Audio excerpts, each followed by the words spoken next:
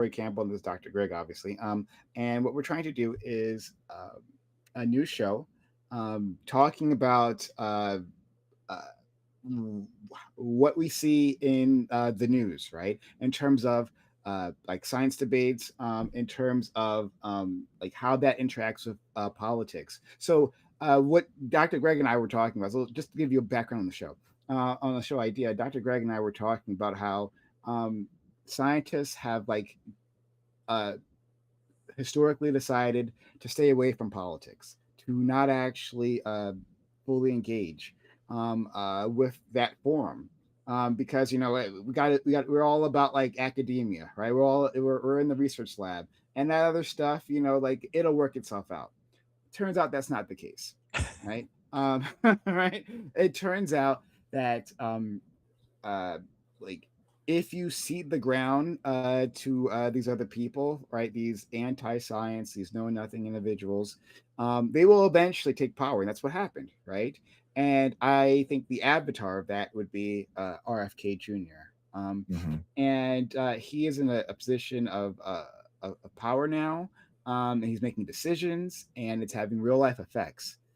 So scientists and science communicators need to be at the forefront, right? Letting people know, just like literally just understanding what how science enriches their lives, right? And no Hmm. matter what field they may be, right? So sure, there's a lot of medical science talk that'll happen here, but like other scientists as well, right?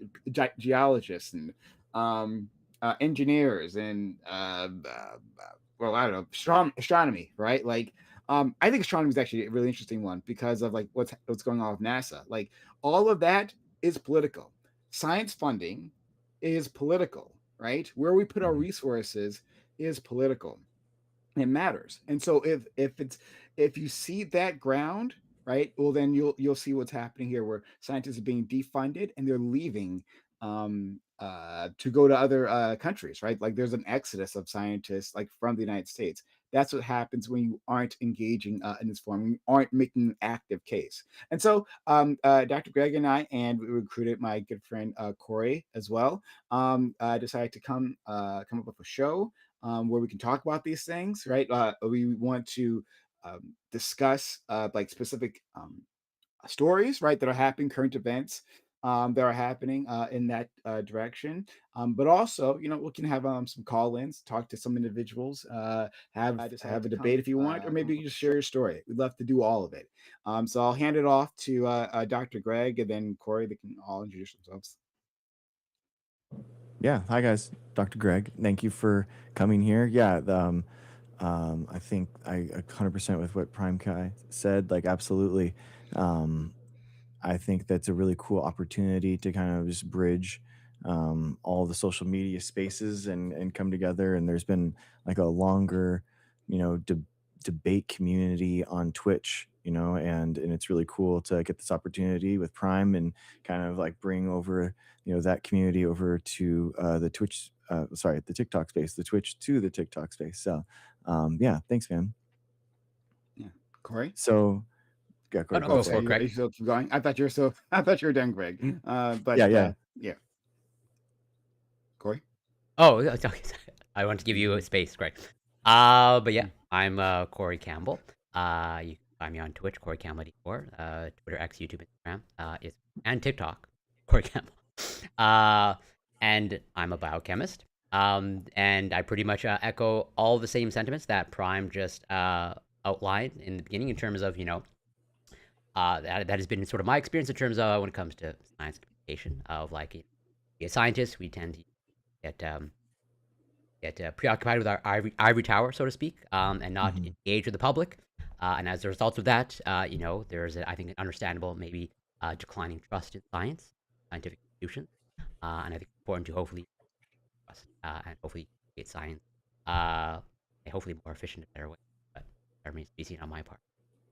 Do my best. Yeah. Oh, Ducray's right. She mentioned that one of the people that hosts debates on or panels, science panels on TikTok a lot is Skog. And he's a biochemist as well. So that's totally love to introduce you guys. I'm So gonna give them a follow. My second follow. Nice. Yeah. And I guess, like, first up on the news, I guess we wanted to talk about, the CDC, right? The CDC, what was going on with the page and the CDC core. Did you get a chance to read that at all? Yes, yes, I did. It seems like it was a very recent development, in terms of Yeah. basically, uh, pretty much upending the long-standing CDC position of like essentially, based off of all available evidence. Well, not all, but rather a large body of evidence, that there's no link or association between vaccine and autism has been pretty thoroughly vetted. Mm. And yet the CDC, at least on the website, from what I saw and from the articles, like now there's an actual like sort of uh, updated couple of lines of like the claim that vaccines do not cause autism is not an evidence-based claim. That studies have not ruled out the possibility that infant vaccines cause autism. That seems brand new key point that was put on the website. Other things, um, yeah, very. Yeah, man. It was funny. I saw that they, yeah, the CDC, the employees that were like blindsided by it. They couldn't believe that it got. They don't have no idea how it actually got published or who wrote it or whatever. And then, on top of it, the one of the senators and the chair of the House committee, basically is a physician, and he's the one that actually said, like, there's that subtitle that says vaccines do not cause autism, and then they had to put an asterisk there, and at the very bottom of the page it was like, oh, it's Bill Cassidy, Senator Bill Cassidy said that we had to, you know, does not agree with the remainder of the page, but he required us in order to put this up here and keep this up here. So on the page there has to say, like, vaccines do not cause autism, big asterisk though. Dude, we went through one of the papers on there, and we're actually looking at the studies that they were linking to, and it was, one of them was a single study from 2014, and it was a solo author, which already is kind of weird for something that's going to be that big.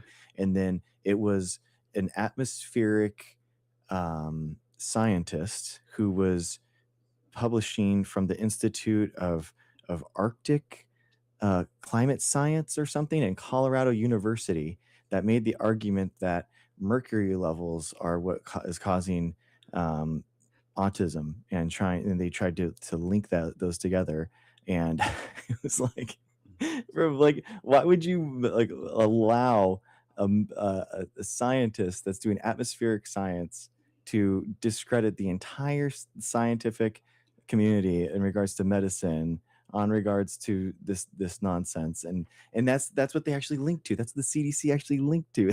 It's so embarrassing, man. I so what? and yeah, Sorry, go no, ahead, you Prime. go I first, was gonna Corey. say No, that that'd be sort of like the equivalent of me, like, publishing something because at least we think it's important to generally recognize where your limits of knowledge lie. Mhm. And it's like and I'm a biochemist, so, I try to at least work within my wheelhouse. And that would be like me publishing something on like astronomy, or something on like astrophysics, Yeah. or even just physics in general. It's like no one should listen to me about physics unless it's like lowly under, not lowly, but rather undergraduate level physics. Aside from that, but so and the fact that the CDC links a study like that of someone, based on what you described, pretty much no what no association whatsoever in the medical field, or any association with like vaccine research.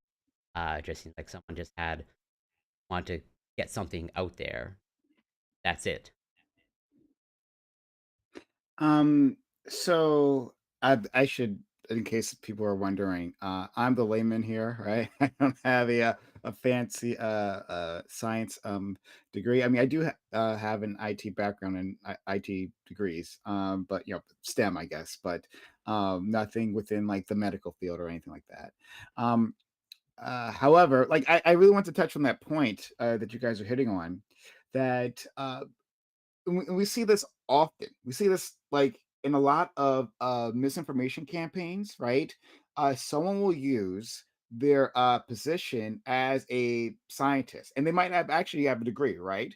And they might actually have been accomplished in whichever area they come from, right? But then they go into another area, whether that be like ancient archaeology, right? That the whole thing about lost civilizations and claiming that to have some special knowledge of that they're not like an archaeologist themselves.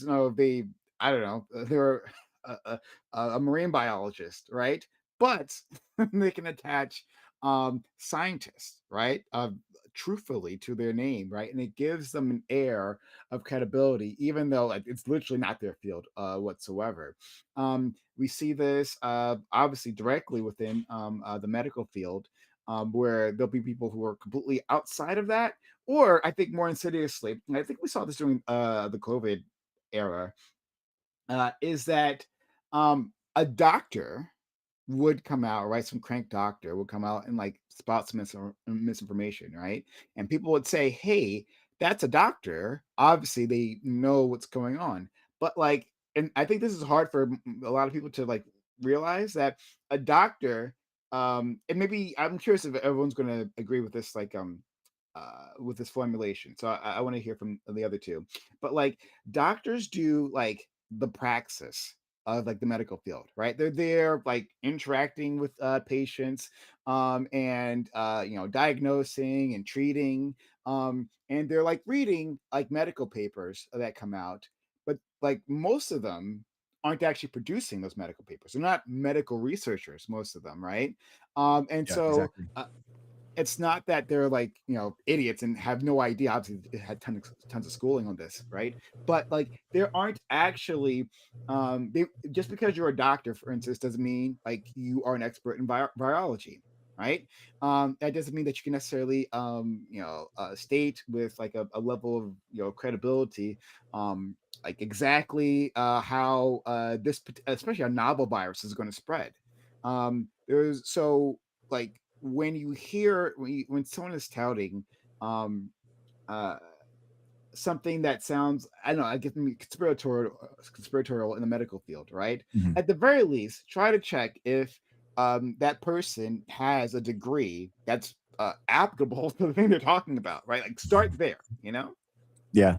No, it happened all the time, man. There's a lot of people. That was one of the most frustrating things during the pandemic is that you had people with MDs and PhDs or something that were just lying or not using science in order to make their claims, and then they were disputing all of, science and not actually using the scientific method to back it up, right? And it's like, for example, like Pierre Corey is a emergency room physician that was the huckster for ivermectin, and a lot of this whole ivermectin stuff all came from him, and he got people injured. Man, they had enough ivermectin that they actually went to the hospital. Some of them died.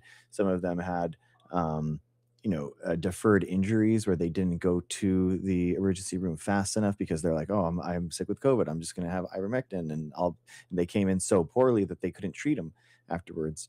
And he lost his medical license because of that. And then there's also people that had like their PhDs, but they're kind of in a failed careers and they were grifters, and they kind of Mm. shifted during the pandemic. So like Robert Malone is a perfect case of this. He's the touts himself as the inventor of the mRNA vaccine, Mm-hmm. and he basically in 1989 did like some type of delivery of nucleotides, that produced like a green fluorescent protein or something like that, which was cool. And he delivered those nucleotides, but he definitely didn't like invent the vaccine. He kind of was minimizing 20 years of molecular biology research after that.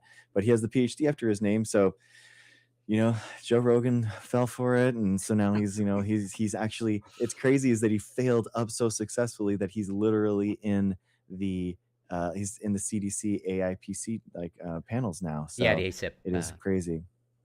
And I think another good example, at least, and like credentials are in my mind always like in terms of like I never want to, at least personally, I never want to like gatekeep or someone Mm, speaking on a topic, or at the end of the day, someone they have good points, good arguments, regardless of what credentials are. yeah, But exactly. credentials do count for something.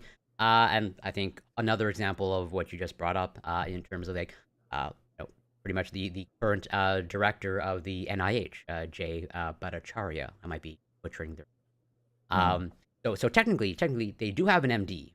Okay, they are a physician scientist, but I believe so. They went to medical school, but I don't think they ever practiced as a physician. And they got their PhD in economics. Oh, As wow. and That's a if you look at weird. if you look at That's their weird. bio, uh, pretty much the vast majority of their career is spent in economics research. Huh. But since they have their medical degree, and they were one of the you recall during the COVID pandemic, there was that great Barrington Declaration Oh, yeah, thing. yeah, yeah. And he was, I think, either like one of the lead authors or like one of the main contributors or like one of the main I remember now. persons who thought of that. And he's now the director of the NIH, which is not to say that's not that he's completely, not qualified to, run the NIH, but he technically on paper has like medical training, went to medical school, but I don't believe he ever practiced as a physician. And his PhD is in like pure economics. Yeah, Well, my main problem with how what they're doing isn't their degrees or it's the fact that they're not using studies in order to support the claims that they're making.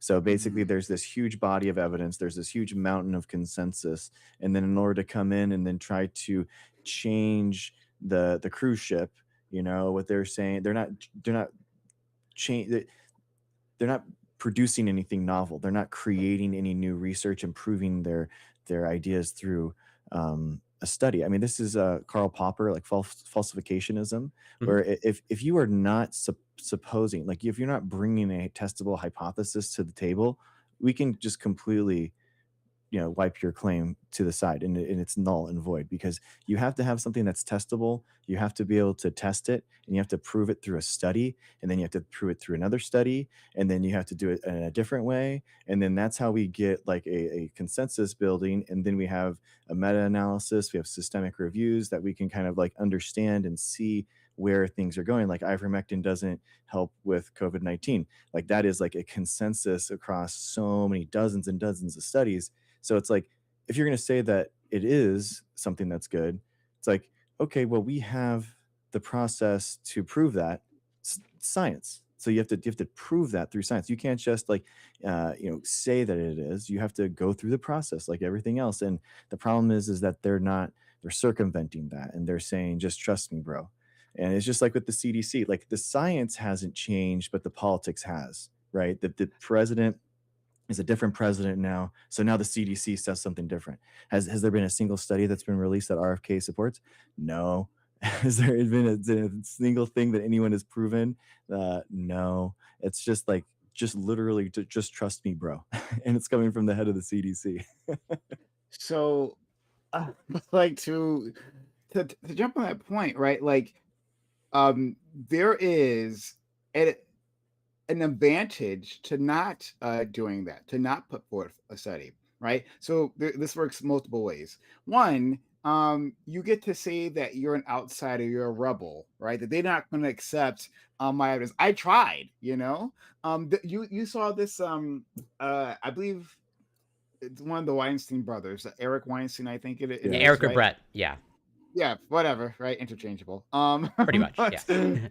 But like he has like a theory. I think it was like geometric unity or something Yeah, like I think you that. have it exactly right. Yeah, yeah, yeah. And he puts forth a paper in quotes, heavy like quotes, right? Of a paper that says that he has some sort of a physics breakthrough. And one, just having that, right? Just having something described as a paper gives you a level of credibility. But like it's jargon filled, but like Hmm. nonsensical. So someone, an actual subject matter expert, when they've like examined it, they're like, it's complete nonsense. Okay, right?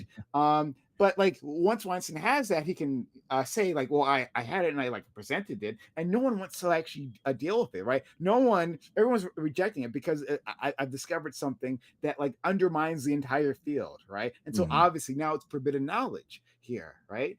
So there's that. But there's also the idea that uh, like I'm not uh I'm not bought in to the industry, right? Like Or um you're the objective uh one or unbiased part. Yeah. I'm unbiased. Yes, I'm Hmm. unbiased, right? So all these people are deep into it. So like Dr. Gregory here, as he has a reputation to uphold, right? And part of maintaining that reputation would be like towing the industry line, right? Yeah. On whatever it is. But see, I'm outside of that, right? And so I'm uncorrupted. And of course, right? No, if you don't if you put nothing forth, like period, right? No one gets to challenge you, right? You could just keep lobbing attacks, right? From the outside without like giving anyone else any attack surface, right? On Mhm. you. Because like you've made no claims, right? It's just that I'm a concerned observer. And what I'm seeing here is that, like, physics or medicine or archaeology or whatever it is, right? Has gone wrong, and I'm just asking questions, bro. I'm just asking questions. Yeah, and that seems to be a lot of like pretty much the sentiment is like as long as you're anti-establishment, that pretty much like that's what gives you credibility. Is like as long as you're against the establishment, that's what gets your foot in the door, and that somehow just automatically gets people or somehow gets people to trust you, especially this could be largely from the right, since Mhm. they're they're understandably anti-establishment, but there's a time and place for that. But I can't think of, and so I haven't been using the CDC website for decades and decades. I've been mostly using it since whatever since the pandemic started. But is it?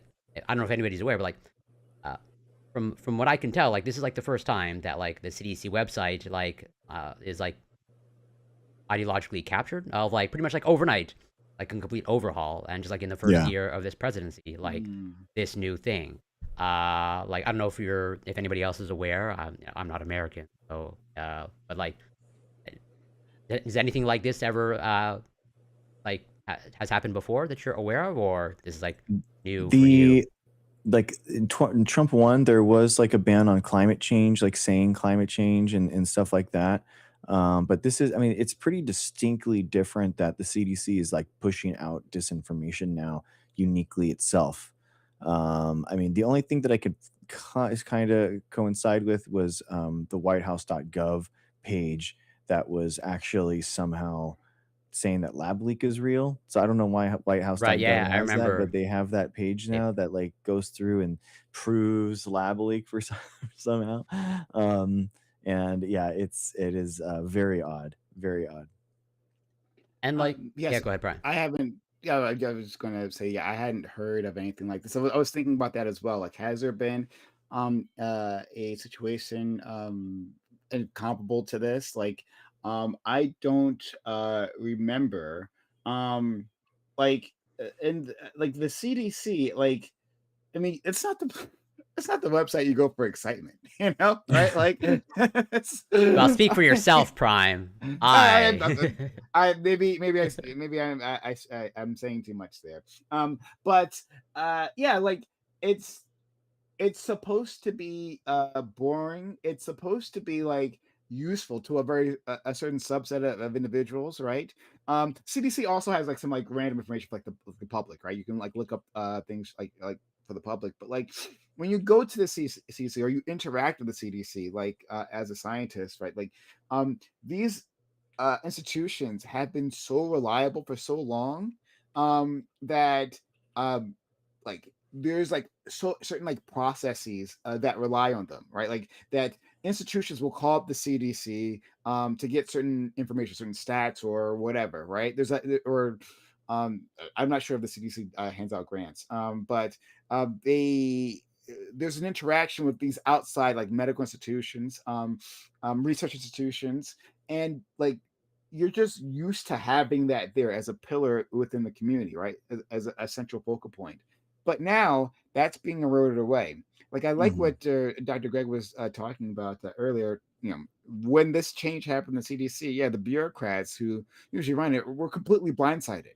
We've seen this again and again within the Trump era, especially earlier this year during when Doge was most active, right?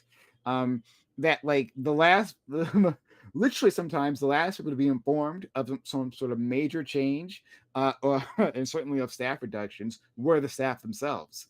Some of them found out like literally through news report. They were watching the news and they found out, oh, well, yeah, so many of us got laid off or office got closed. It was crazy, right? It's crazy. Um, so when you say that um this crucial change happened, right? It's only a few lines on the website, but like it's a big goddamn change. Like I'm not surprised that the ones who were in charge, the bureaucrats, were completely blindsided, had no clue. This is just a continuous pattern where the political appointees, because that's how this is broken up, right? So, in case you just don't know, within most of these government departments, most of the staff are non-political, like government hires, Mhm. who are oftentimes there for like a lifetime career, and working their way up the ladder. But then on top, the ones who make the decisions, they're political appointees, right? So RFK would be that for the Department of Health. Health and Human Services, and then of course the ones who are in charge of the individual agencies like the CDC and whatnot, right? They're the political level, but it's not that the the the politicians haven't ever interceded, but this feels like an escalation. I would say. No, Oh, for sure. absolutely. And I mean, this is my concern. Like, even though, as you just mentioned, like it's just one line or a couple lines on the website, but now pretty much like the anti-vax movement can like they can cite the CDC website, Yeah, right? Yeah, it's the whole To yeah, page. I mean, it's a whole further. new page, and it's a whole new page that's completely like de novo now. They've Yeah, I created know the whole they've thing. overhauled it, but yeah, Yeah. even if it was just like one line, this pretty much like gives just more ammunition for Oh the yeah. anti-vax movement, and sort of like and like obviously I hope it doesn't turn out to be the case, but like if this results in vaccination rates further dropping, Oh yeah. like this is going to potentially like cost lives. Like Mhm. and Canada recently lost its measles eradication status of like Mhm. up until I think recently, or like just like in the past week, like since like 1998 or around like mid 90s, Canada was considered to have eradicated. But since we have had pretty much a surge in cases, Alberta and Quebec, and pretty much like throughout, have pretty much lost our measles, measles eradication status. And I think like seems like the U.S. is on track to also follow in Canada's. And I Yeah, mean, a lot of those. So it was crazy. I was looking at the Canada epidemiological study and going county by county, and especially in that area, I thought it was going to be like Toronto because there's so many people there. I thought Toronto would have been like the hub for a lot of those measles outbreaks, but it was actually the outlying farm area. It was like the suburbia kind of like outside of that area where it was 97% unvaccinated people in the outside of like um in the rural parts of the counties, and it's just like it was wild, man. I mean, it's because their rates were like at 89% or something. It's less than the 95 percent that you need for herd immunity, but that's all it took. yeah, for measles, you need And really high vaccination because it's so transmission infectious. yeah, it's the most mm, contagious thing that we know, and it's the R naught is like 12 to 18. So that means that there's going to be a positive case. One For every one positive case in community spread, there's going to be about 18 new measles patients because of that, and it's just absolutely wild. Um, so it's very alarming. I mean, it's pretty much over now. Like they're kind of on the other side of the bell curve, right? It's technically been a year, so, but they're on the way down on the other side of it, and it's kind of like going, it's spreading out from that epicenter, Hmm. and still going west. So that's kind of wild in British Columbia right now, but it just goes to show that that 7% of cases. I mean, we're talking, Texas right now has 800, and Quebec had like 2,400. So we're talking a lot more in that area. But it just goes to show, man, how dangerous this stuff is. Like people can, two people lost their life in the United States because of it, and measles is very weird. It has this thing called immune amnesia. So it's wild because these people talk about these um, you know measles parties or whatever, and doing that kind of Yeah, nonsense, getting and you're like, intentionally infected. yeah. Yeah, I mean, it's in order to get oh, thank you guys. In order to get innate immunity or something from it, but then guess what you do? The immune amnesia wipes out your entire immune bank. Basically all your immunes for your T cells and B cells get knocked out. So you lose your natural immunity for other stuff. And then that allows things like basically a bacterial infection to come in and take you out. So a lot of the people that die that after they get measles actually die from like pneumonia or something like that, where it's a secondary bacterial infection. But Hmm. your immune system is taken out because of the T cells and B cell attacks, and now you're dying of like simple bacterial infections. So it's very insidious. And I think that's one of the sort of like talking points, or not talking points, rather, well, points that gets lost in the talk about not only just with measles, but even just like COVID, Hmm. even just like during whatever peak of the pandemic, even as today, COVID whole thing. But like people seem to have this mentality, because like you mentioned, where at the end of the day, uh, two people dying from measles, tragedy. But I can see someone sort of framing it as like, well, out of like whatever 1,000 cases, 2 deaths, that's still a low percentage, right? But they don't seem to take into account pretty much all the other sort of secondary effects that infections have. Not Hmm. everyone. It's not just whatever you die and then you live and just fine. Yeah. Have other potentially secondary effects, like you said, pretty much like sort of setting your immune. And same thing with COVID. It's not just you either survive COVID or you die. It's like there's potential lingering symptoms and Hmm. being pretty much multi-system effects potentially over the long term. Depending Hmm. on how many infections you had, depending on how COVID uniquely affects you. And so yeah, this mentality was just like, well, as long as you're not dying, you're fine. Is really bizarre. Yeah, exactly, man. I mean, because it's so funny is that because they're always talking about adverse side effects of vaccines. Right. It's Yes. like, why don't we talk about the adverse side effects of measles? Like, you know what I mean? And Addie talked about it in chat. It's a basically there is a condition with measles, and it's like brain pressure that's like latent, and it'll take you out within like a while, like within like 10 years. Like it just happens, and you can't it just there's just so many secondary impacts, and all they talk about is vaccine side effects. Hey, Marissa, they talk about vaccine side effects all the time without thinking about the actual virus side effects, and the disease side effects. Like, what do we want? It's so frustrating.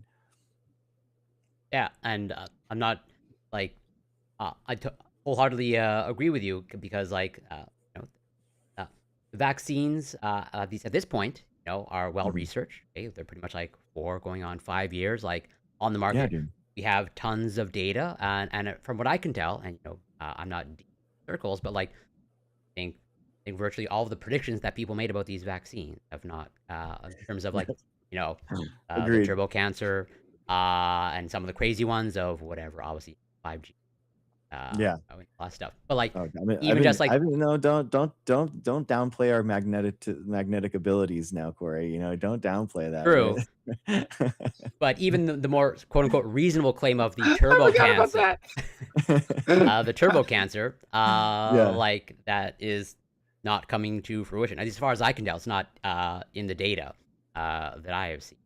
Even though they'll cherry pick, or they'll slice a certain segment of a figure or a table and say, "Oh, it is there," but it's not actually there. It's the opposite, man. There's two Nature papers in the last 2 weeks that were talking about how it actually, one, the mRNA vaccines actually rev up your immune system so that you're better to fight off cancer, and then two, it actually makes your tumors more susceptible to anti-tumor drugs. So it's like a wallop, like they're like the mRNA technology itself. And they actually, on the second paper with the tumor, just to see if it was like sequence dependent, they actually just went in just a bunch of the uridines, the pseudouridines that they put in, and so it was just they did one with just pseudouridine, so it was a great negative control, right? So Hmm. there's no sequence dependent on the spike. Right. Boom, they saw the same tumor ability that so it was just like really, really, really interesting. And I'm just curious how it's going to evolve, because like Yeah. the mRNA platform is, as I'm sure probably even better than I do, in terms of like, it's not just being used just for development of vaccines, for a whole Mhm. host of potential things. Just the platform Yep. itself has a lot of utility, Exactly. and as it It's becomes the like, next generation yeah, of gene therapy, of everything, cancer drugs, everything. It's incredible. and I'm curious how these people are going to respond. Of like, when that cancer treatment comes in the form of the mRNA platform, are they going to reject it? I'm betting they're probably not, especially like if Yeah, they're sort of going to be forced to take both the literal and metaphorical medicine of like you deny the effectiveness all along, but no, the technology advances exactly, nonetheless. man. Well, this is also the technology that they're removing $500 million in order to fund, right? That is part of it. The RFK is pulling that funding. Also, it's a lot of the state level. The mRNA vaccine bans are trying to be put in. So we have a lot of states that are just banning the use of mRNA for vaccines. So yeah, technically, whether or not the mRNA vaccines, I don't think that they are the same wheelhouse as gene therapy. Obviously, vaccines isn't the same as a gene therapy, but how wide it is and how they kind of just it could be, it's very dangerous is what I'm saying. So it's very dangerous just to be like banning that technology like that. I mean, there's one in Minnesota that's actually trying to label mRNA vaccines as a bioweapon. That's wild. So it's just the most ignorant people that have no idea what they're talking about, trying to um, impress Trump. I have no idea by going so insane on this stuff. I really have no idea because they're just spreading. They're trying to spread more disease. It's trying to, and even actually Bill Cassidy. You watched the RFK Senate hearing, and he even said like. RFK, you say that you want to make America healthy again, but what you're trying to introduce more disease. How would spreading disease make people more healthy? So it's a Yeah, good question. A Republican roasting RFK Jr. as a physician. Oh man. and a lot of this speaks to I think Prime's pretty much like initial point from the get go of like this anti-science movement and let's say pulling funding that will either hinder or like halt the development of the mRNA platform. It's like well you're going to like either force scientists or other countries are going to step in. It's like well Yeah. if you're not going to fund this research, well, other countries will and scientists will follow suit. And Yeah. just further the brain drain of the United States or uh, pretty much the United States no longer being the world leader in these types of technology. Like Yeah. as of now, at least of today, I don't know how much longer. Like the United States is like pretty much the largest funding of science, and pretty much they're responsible for the overwhelming majority of the breakthroughs that we see, and like mRNA platform in and of itself, right? That's Yeah. uh, credit Yeah. given Exactly. where it's due.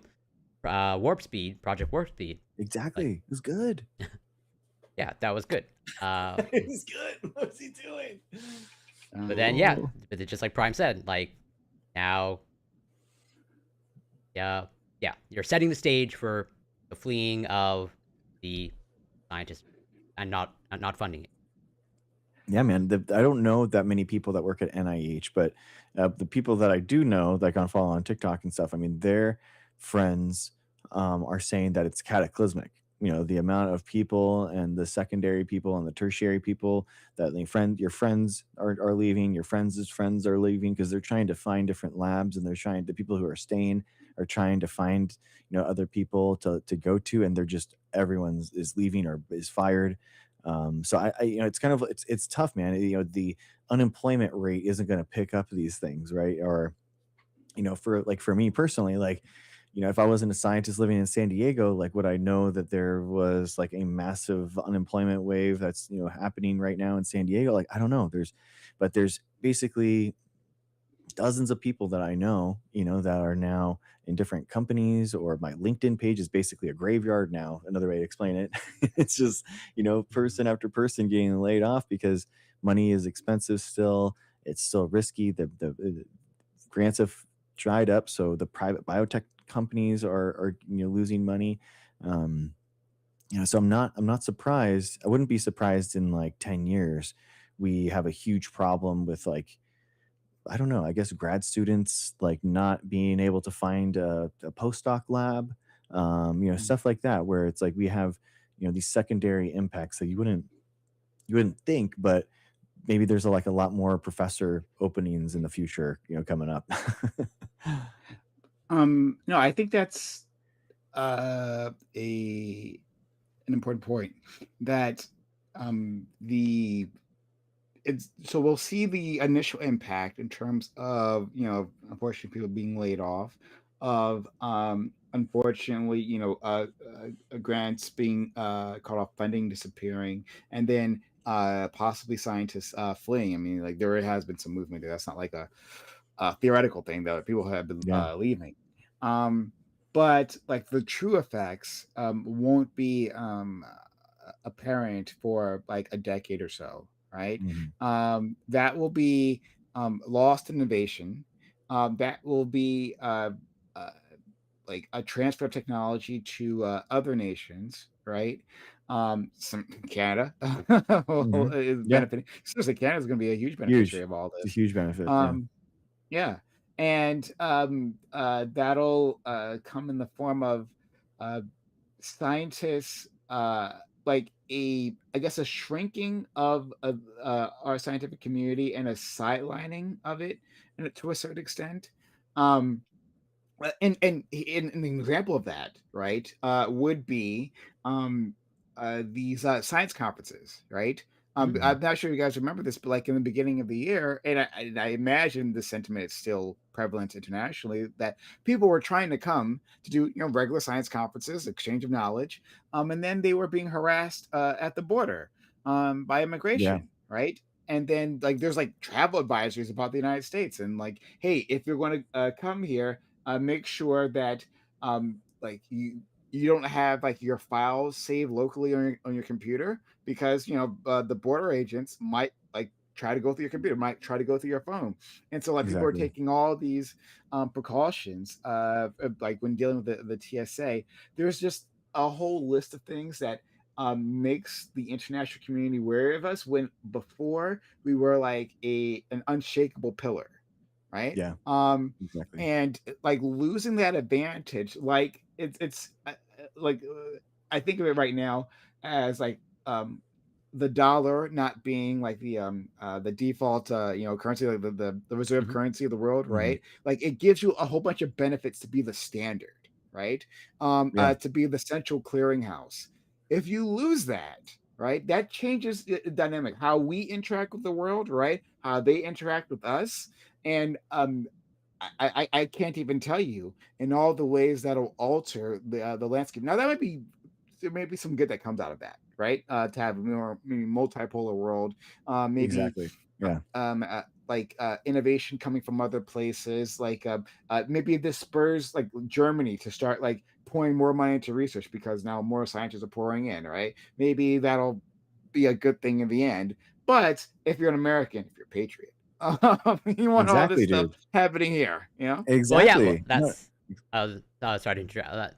go To ahead. that point, like so for not that I'm necessarily as a Canadian looking out for America's interests, but uh, our interests are generally speaking closely aligned. At least Yeah. they were up until recently, up until Trump got into office. But like that's where it's like if China is China exists and like they have interest in also in developing their own technology, and so it's like if you're not sort of uh, keeping the lead that you have in research and not only doing the best that you can to not only retain the scientists that you have, okay, not only that, but also ensure that you want, scientists in training to come to the United States. I think Exactly. uh, to also Prime's point of what he said, like there's sort of like I think in the end, I hope I'm wrong, but sort of a domino effect of like yes, there's this aspect of now anti-science sentiment or an overall war on science. But then there's also, let's say, quote unquote, war on academia, or there's Exactly. hostility from the administration on academia. And not only that, of visas, it's like, well, does an international student want to necessarily come to the United States, train and then become a graduate student and become a professor? I think the calculation there is now different, and if anything, it's not the obvious given choice. And so it's like again, I hope I'm wrong, but there might be a precipitous drop in like graduate student enrollments, maybe 5 years from now, or like all that stuff. Oh, not even 5 years from now. I Yeah. mean, because I was Think you're gonna be. introducing it, but like it wasn't until I was listening to you that I really started to think even deeper about this issue, right? Like, um, it's not just because we've started off this conversation talking about like RFK, talking about it specifically from an anti-Maha stance, right? But like that really is just one aspect. Like we've taken specific immigration enforcement actions against those students, right? Those graduate students. We've put out messages, right, saying that telling elite universities to limit the number of foreign students that come in, Mhm. right? Some of that I believe has been rolled back. So I don't know what the actual current status is, but the message is out there, right? Exactly. The um uh, sentiment is there not changing. the sentiment is not changing. People, they feel afraid, right? I mean, like the world is watching our immigration raids right now, and they're terrified, right? And you can say, well, it's just the illegals that they're getting, right? One, that's not true. They're harassing everyone who looks brown. So have your papers available. But two, like yeah, you can't even assume. Let's say that Trump, let's give him the benefit of the doubt, which we shouldn't, and that ICE was operating exactly as they should, only targeting the people that are meant to be, quote unquote, meant to be targeted. Um, that still doesn't mean that people observing this from the outside won't come up with the wrong lessons, right? That like they'll look at that, they'll look at the footage, like I don't want to have to deal with that, right? Like yes, I went to go to Princeton or Stanford or wherever the hell. That was my dream, but there are other elite universities around the world. Maybe I'll go there instead, right? And this is even a longer conversation that we don't have to like delve deeply into, but like in terms of how we treat um graduate students and people who like want to stay here, who Mhm. are actually skilled, we treat them horribly, right? I'm sure my friends here have met like individuals who are like postdoc, right, who are working on a PhD, working on whatever, but they're working under professor, right? Mhm. Yeah. And their visas, their like student visas, rely on the institution, and so they just have to do whatever they say, right? You effectively become an indentured servant to these individuals. Where like if your whoever your supervisor has an issue with you, they can literally get you expelled or deported. So that creates all kinds of toxic incentives, and these people have a horrible experience and they just want to go home. So if we want like the best, right, like to be the world standard in Mhm. education and research, this it takes a more comprehensive approach, right? Now it's not just talking about grants. It's actually, yeah, what does our immigration program look like, right? What does our domestic education program look like? Obviously, right? Like in terms of like K through 12, that's another issue. We can talk some other time about. But like what are like where are we putting money on, like where are we putting tax dollars into, like where are we investing in, like for instance in terms of industries, right? So we want to have like the industries of tomorrow. Well, one would be clean energy, right? Like Yeah. clearly that's an upcoming technology, right? That's where we should be investing. Where not China is, right?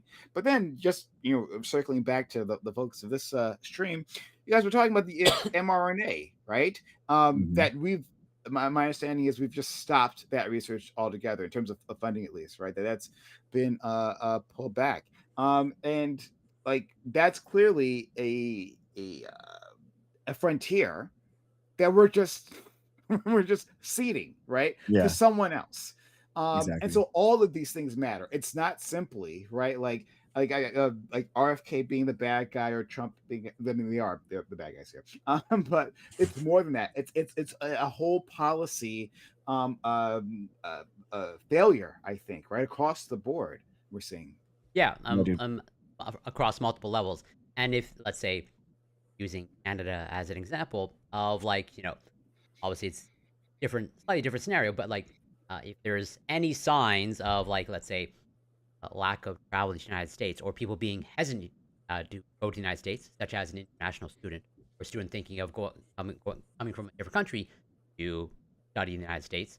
Uh, I would say Canada, I think, is a good example of how, I think what I can tell that from the data, there's been a precipitous drop of Canadian visitors to the United States. Now that's Hmm. tourism, they're different, Yeah. but like calculation is clearly different for a lot of Canadians. Like we're all pretty much like traveling to the United States now is pretty like almost like Mhm. you don't you don't do that as a Canadian. Yeah, yeah, it's crazy. They're not just are targeting at the university. Um, they're actually targeting Chinese students in the current and in the past at the same time. So they're trying to pass a bill that would basically punish any professor that is currently or has ever had a Chinese graduate student, so doing someone doing their PhD, and then their postdoc, which is someone who has graduated with the PhD that continues within academia. Basically more on a professor path, that kind of thing, and which is just wild to me. I mean, the idea was that basically the bill is that you're not allowed to fund with federal money anyone that goes and works with a adversarial nation, and that basically includes like Russia, China, and North Korea. So like you basically none of those people you can have postdocs and stuff from. And I mean the people that I have interacted with. So a lot of the postdocs were a lot of them were South Korean, which is cool. And then there was a lot from China too. And I mean, I was basically pleading with them like to stay, and I'm like, please, they're awesome, man. It's really cool. I mean, these are some of the best researchers in the world, and they want to stay here. They do. They think it's awesome, and they fall in love with it here. And I mean, that there's nothing better than like having someone that's a world class scientist deciding to make their family here and move to make a better life for themselves. And I mean, that's good for the economy, right? That grows the economy. That's like why capitalists historically love immigration, because it grows the economy without having to birth someone. A birthing takes like 18 years, 20 years, 30 years in order to have that something give back to the economy versus an immigrant is instantly, they're in there buying services and doing stuff like that. So historically, that's why it's so good. It's a huge net positive to have these people stay. And yeah, you're exactly right. The hesitancy that they have now, I mean, that can only be bad.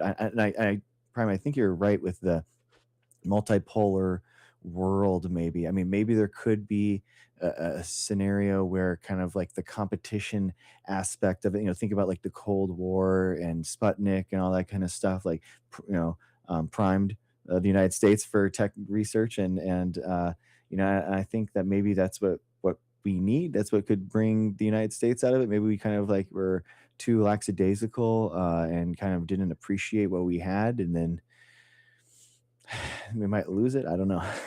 Yeah, Complacency. on Exactly. that, to your point, like previously, and in terms of like those foreign students leaving, I mean, the United Kingdom thanks us for our service, right? Like because they're going to be the Mhm. beneficiary of that.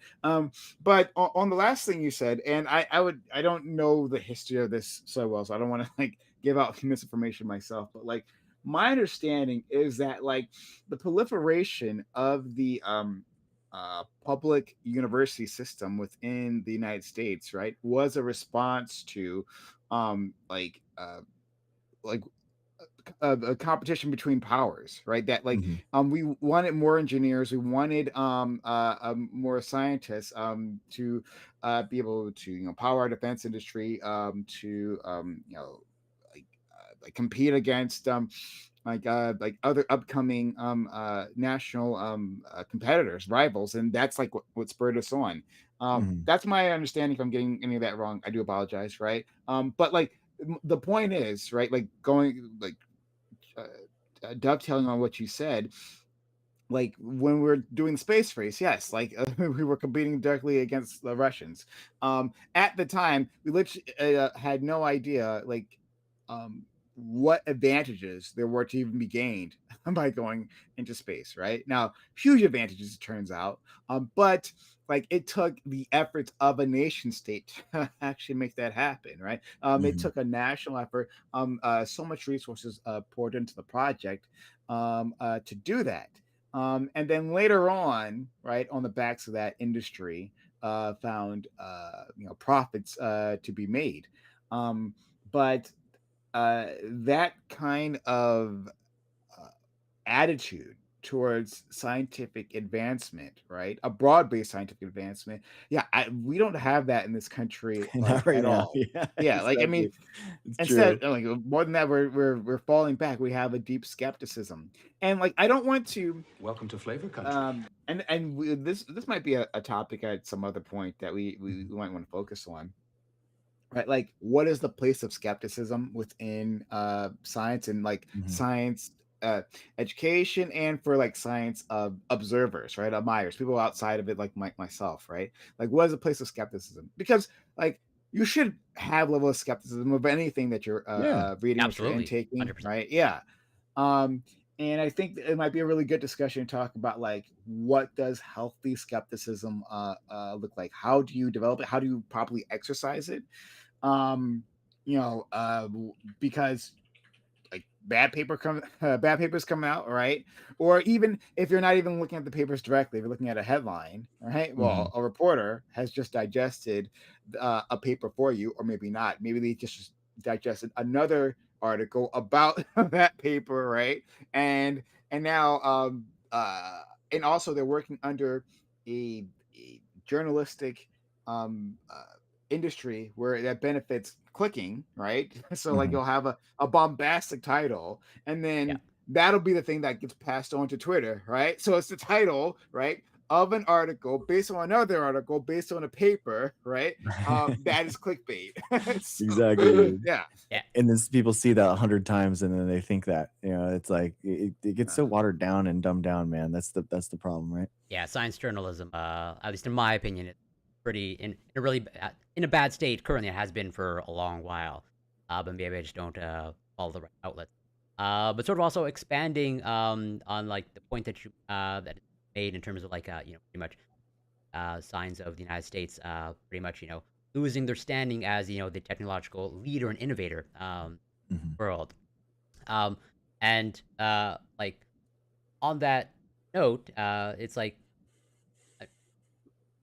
I don't know how it's going to play out where as it's like leading up to the election. Okay, like there was all this rhetoric of like, well, we want American jobs for Americans. There's Mhm. the anti-immigrant sentiment. I don't know if it holds true the exact same. Of like, do they now just want only American students in American universities? Okay, but because if Yeah. that's the case, because like I could be wrong. This maybe this is just like an AI generated clip or whatnot, okay? And maybe I fell for the misinformation. But I believe I came across like a clip of Trump like recently saying of like, well, actually, we don't have these type of skilled workers here.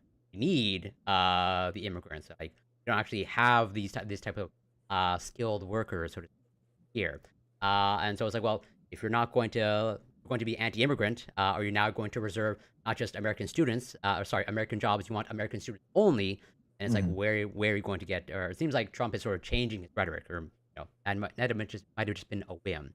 I believe there was like an explicit clip, like he was being interviewed, and like the interviewer was saying, it's like, uh, well, we want American jobs, and Trump was like, well, we don't have like uh, the these there's no Americans for these jobs.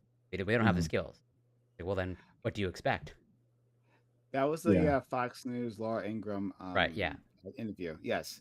And Trump said that we don't have individuals here to fill these roles, and uh, And so it's like you're not going that to is train them, presumably, as well. I mean And I mean, not for H-1Bs. I mean, so that's the way I mean, so, like, the people that are coming over the border aren't going for the high-tech jobs that are the H-1B people are trying to go for. They're going from asylum, and they're picking, um, more like primary resource, not high tech, and mhm. their their process. But um, I it's very odd to me. I mean, the schism in MAGA over this is really interesting to me. Um, that it's very weird, but there because you have basically the tech bros that are like, no, this is actually really good. We need to keep these H-1Bs in order to stay. You, do you want the best people in the world working for your company? that's what it really comes down to. Do you want the best people in the world to actually fulfill these roles and to actually move your company forward, or do you want the best people in the world to work for your competitor? I, which one is it? So you want the best people in working in your companies, in your country, and then basically that pie starts increasing in size because you have a company, you have an ecosystem around those companies, you have other people in the area that can also make new companies that can compete against them, and that's what the whole thing is with the you know and that's why it synergistically goes so well with this idea and within universities that these are the incubators, right, of these ideas. Patents are This happened in the 80s. So basically, the idea was the universities weren't able to patent things before. They weren't able to actually patent their knowledge that they acquired through novel research. But then they opened that up. Universities could now patent things and then spin it out into a company, a startup company. So basically, all universities now are basically patent mills where they have a big majority of their funding actually comes from federal grants that they get in, and then they turn that federal grant money into startups. Those startups go and make a product, and then they get a royalty or they get like some portion of that, and then the university makes money on that. And that's why it works so well with immigration. That's why these and going to your point, Prime, like these companies are competing globally, right? These are new innovations that are patents that are just coming out. No one else in the world has this ability to make this. This is what you're patenting, and we have that unique ability to say this is our thing. We did this and we made this, and then now it can only be made here.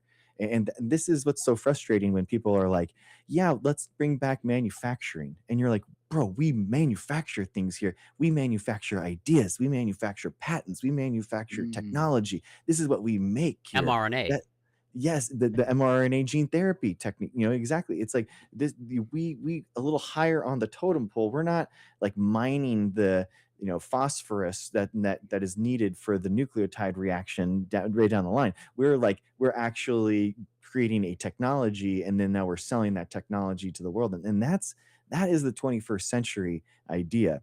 And what's happening is that Trump is killing those 21st century tech jobs, and he's trying to bring them back to like the 18th century, just like Yeah. mining jobs. And you're like, bro, that is not the good idea, right? Because the mining jobs are going to be the ones that are taken over by robots, by AI. All that stuff is going to go away way more quickly than automating an AI, the entire process from inception to patent on a novel idea. And So yeah, you go go ahead. first, please. I was gonna say I just wanted to sort of expand upon that. You said that schism, sort of like on the right, and Mhm. I also see a schism in terms of like sort of like brought up the and all that stuff, and it's like and you said like companies want the best people in the world working at these companies and these startups that have novel ideas, which I agree with, and that's why I find it so strange that also at least what I see, uh, I think it's fair to say that the right is anti-AI, and Mm. and they seem to have they seem to emphasize meritocracy, right? They want best person for the job. They just want the best American job, right? Yeah, yeah, That's exactly. what matters the most. Which is at least I think the argument can be made. That's another form of DEI then, right? Because it's like Yeah, you actually want the best person in the job, and you actually up until maybe recently, the best people that are the most qualified or that want to train here and study here and become the best people. And if you're like disincentivizing that, well, then are you really a meritocracy? At least I yeah, sort of view a contradiction personally. exactly. Yeah, I don't think it was ever a meritocracy. I reject that idea Well, no, wholeheartedly. But I don't disagree with you either, but I'm yeah, just sort of bringing up, I'm internal yeah. critique.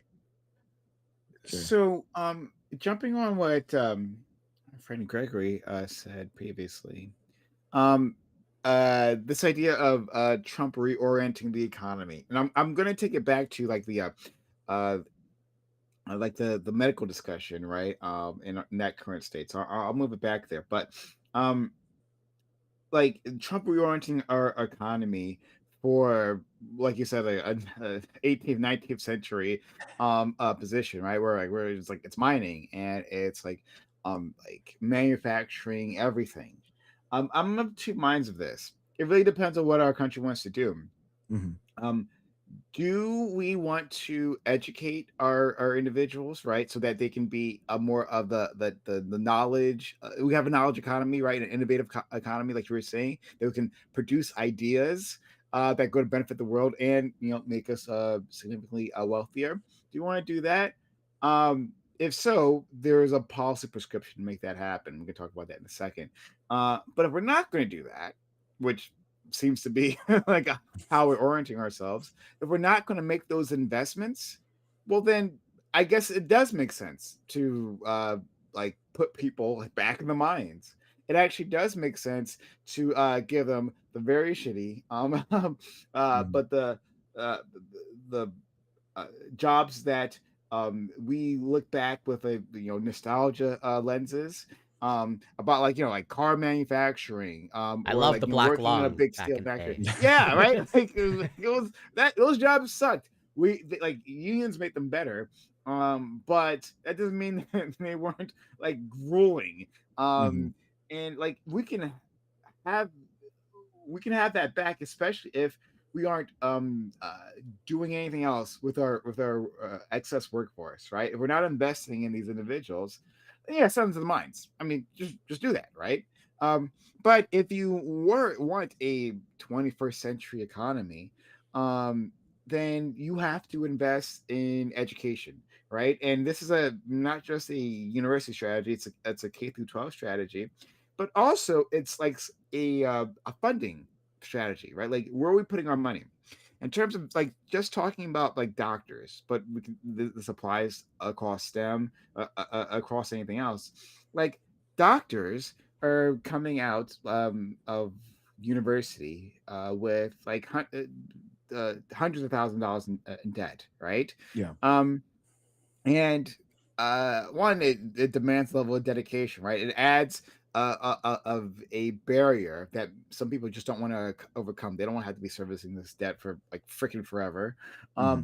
And two, once they do come out, right, it distorts the marketplace for doctors. Doctors, many of them would love to do general practice, but they can't because that pays the least, and so they go into a specialty, right?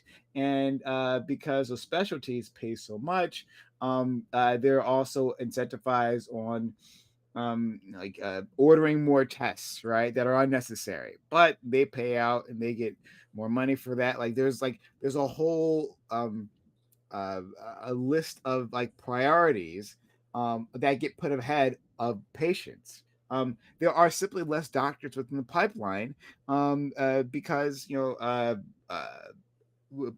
we can't people can't afford to do that, even though we're going to need so many more medical professionals in the future, right? We have an aging population, and we want to expand healthcare some way, right, or Hmm. another. You'll need more doctors to service them. Like, and this is something I've said for quite a long time, right? Like, so I'm a Medicare for all type individual. Hmm. I think the government should be like provides a government healthcare plan that people can be a part of, but that doesn't exist by itself, because like conservatives are correct to say that, well, we don't have enough doctors, right? That will just Yeah. flood the system. You'll have massive waiting lines, right? It has to be paired with a college for all plan as well. That like I mean, I think it should be for all, but even if you're just saying, okay, college for just doctors, but like a funding mechanism to encourage individuals to go into this field, right? This will be taken care of. You just worry about like passing those courses. You worry about being the excellent doctor that you can be, right? And you'll come out of this like with a viable degree, Hmm. ready to jump into the field wherever you like to be, right? Invest in that sector too, and then you can also have the Medicare for all. Now, then you'll have the doctor supply to service the medical demand. That would be the case in such a situation. Yeah, and I think that's such a good point, man. I think what people forget and when they talk about like a single payer private provider system is kind of like, oh, we're going to lose the healthcare companies. They're going to be disincentivized to our R&D, and it's like not necessarily that's not where the innovation comes from. So like what we were talking about the patents and stuff, there are patents that come from the R&D departments of corporations, like absolutely, but it's the novel research is actually into the mechanism is coming from the universities. So the best example that people know about is like Ozempic. So Ozempic, the GLP-1 agonists came from research into Gila monster, the lizards, uh, that metabolism in the 1990s, right? So it's now 20 years later, now we're getting what? We're getting Ozempic, right? But it took all that year, all of us as a society to be putting that into the system. So if we went for like a pharmaceutical company, single payer private provider system, you could still fund that public research into Gila monster metabolisms, right? It's like it's way different. And I No, think there's you go go ahead. first. I was gonna say there's a theme there in terms of like what Prime said, where it's like the Medicare for all, but it's like you can't do that overnight because like you need a supply of doctors if you have this flux of and so that you require some sort of vision, like well, you start investing now in education, train the doctors, and have some sort of infrastructure there so that we set the stage to hopefully have Medicare for all. Mhm. And like that requires some sort of well, a long term vision and long term planning, and hopefully some sort of payoff if we're gonna get. And then also like that overlaps with like sort of on that point of what you just said in terms of like the boots on the ground research, the foundational research, like set the stage for Ozempic. Okay? I don't think anybody I would say most virtually every pharmaceutical drug that I know, obviously out of the top 10, okay, they all have their roots in foundational university level. Uh, and it's like with that knowledge, pretty much nobody can predict of like 5 or 10 years later what pharmaceutical drug comes from that. Most people, understandably, not necessarily their fault, but can't seem to make the connection of like research that you did 10 or 15, 20 years ago might actually take that long for it to pay off today. Never know when to apply the knowledge or what idea gets spun off from. Hmm. Yeah. Yeah, I wanna triple down on that. So, uh, this is a common talking point you see from, I don't want to just put this on conservatives, but just people who are science skeptic. Yeah, That true. yeah, that uh, like look at this piece of research. You'll find something, right? Like look at this piece of research that doesn't have an obvious use now. Isn't this ridiculous? Look at you studying this animal, right? A very specific trait of this creature, right? Or this plant. Like our money, right? Our taxpayer dollars went into this. What a waste. Yeah. Clearly, right?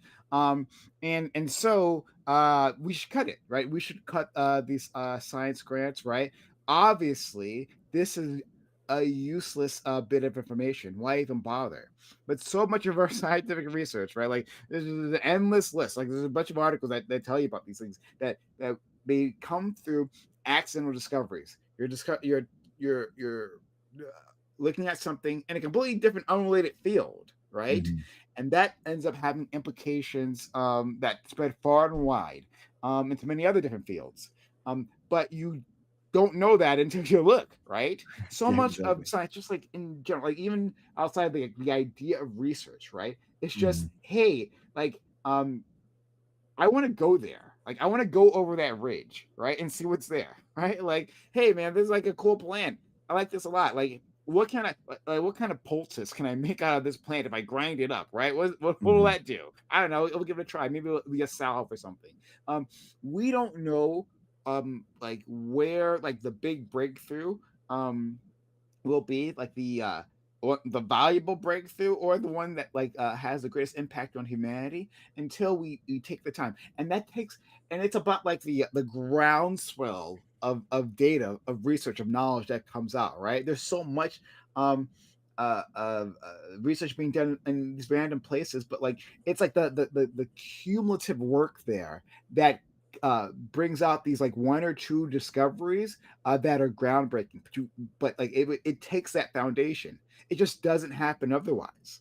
Yeah. And we have so uh, we have like the example that you gave of like and you casually gave it, like I'm just interested in this plant, and like somewhere down the line there's a breakthrough. Like there's a real life example of that. I like to use this example of like Barbara McClintock. Okay, like Hmm. she spent pretty much Jumping her genes. yes, she spent her entire life just studying corn. Okay, Yeah. whatever reason she would just and this is like many years, like decades and decades ago.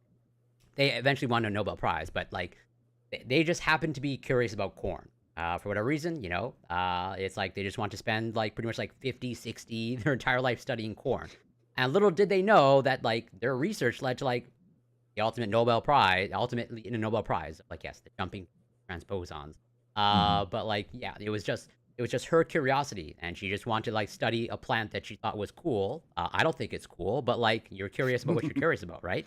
Yeah. Uh, and that was a huge groundbreaking research. It took like 40 or 50 years, and there was actually at the time, historically, there was a lot of pushback against her as like Oh yeah.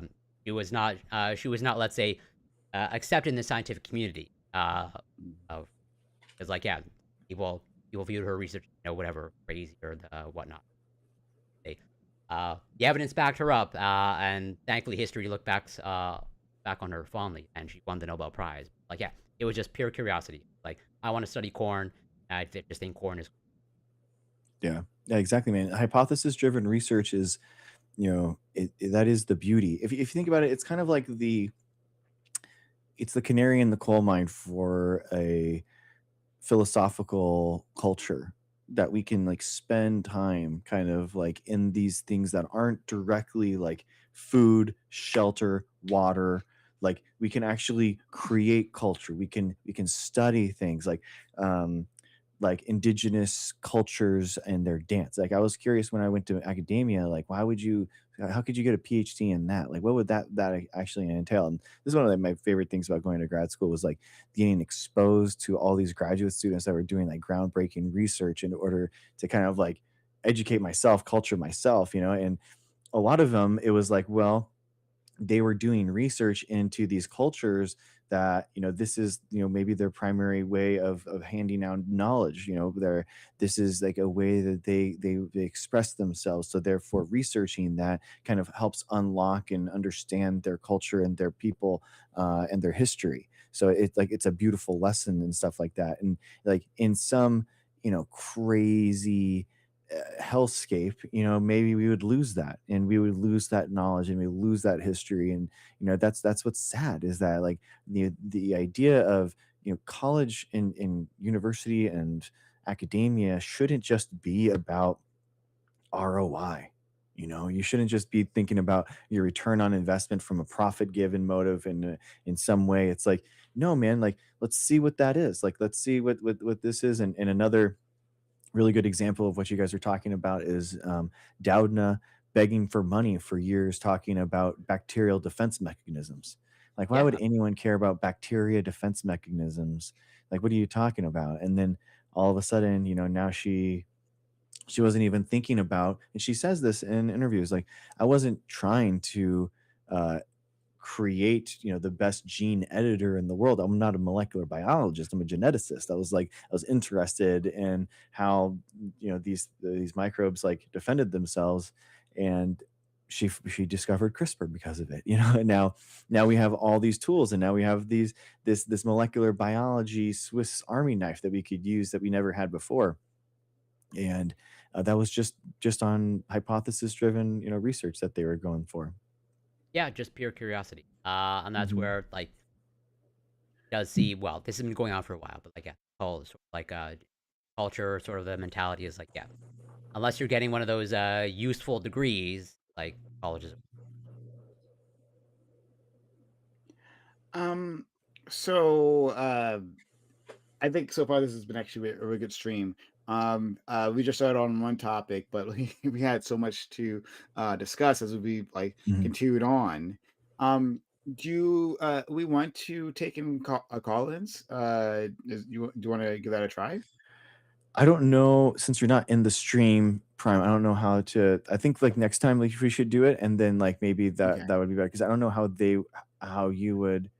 I mean, Oh, I you want. could Oh, actually, you go guys ahead. could do it from just by watching it, like, on your phone. You could, like, have, like, someone, um, the we could try it. Let's just try it.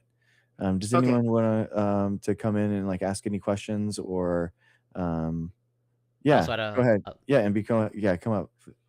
yeah, someone wants to come up. I just wanted to bring up also little Thanksgiving topic since I believe it's American Thanksgiving this upcoming, right? Mhm, Uh, so and it's science related in terms. So from what I understand, at least from some of the news articles that I'm reading, uh, mhm. is the price of turkeys has and Right. I believe one of the reasons that the price of turkeys have increased is due to avian influenza. A bunch of unfortunately birds that have had to be culled, Mhm, and well, one of the reasons why avian influenza is like having this dramatic effect is because like I think not much monitoring going on these days, or like let's say institutions that are typically have been responsible for hopefully monitoring and controlling these situations. There doesn't seem much interest there anymore. As a, yeah. I don't know. Yeah, they're not monitoring it. Exactly, like Yeah, Heather said, there's someone that happened today, and it's wild. Envy, can you can we hear you? Prime, are you listening? Let's see.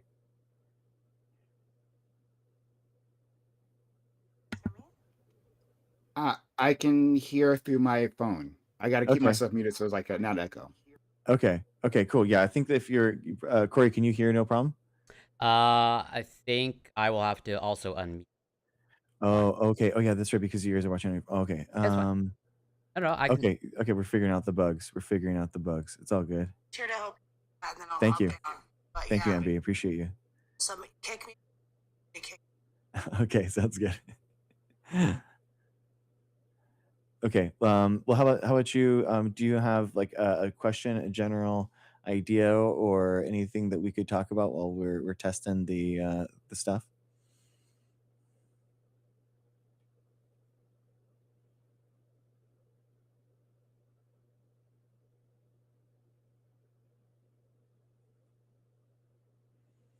Because if we have to, if there's a finite amount of turkeys and some of them are getting sick and we have to cull those and we have to end their life, then basically the remaining ones, there's more money chasing fewer birds, so they become more expensive. Yeah, I believe there's a lack of supply of turkeys. I think roughly, I think last number that I saw was around like 3 to 4 million have had to been called. Well, 3 to 4 million. I think they include like birds, ducks, Mhm. geese, turkey. How many are the actual turkeys? Yeah, I believe there's basically less supply than anticipated as a result of quality. Yeah, yeah, cool, interesting.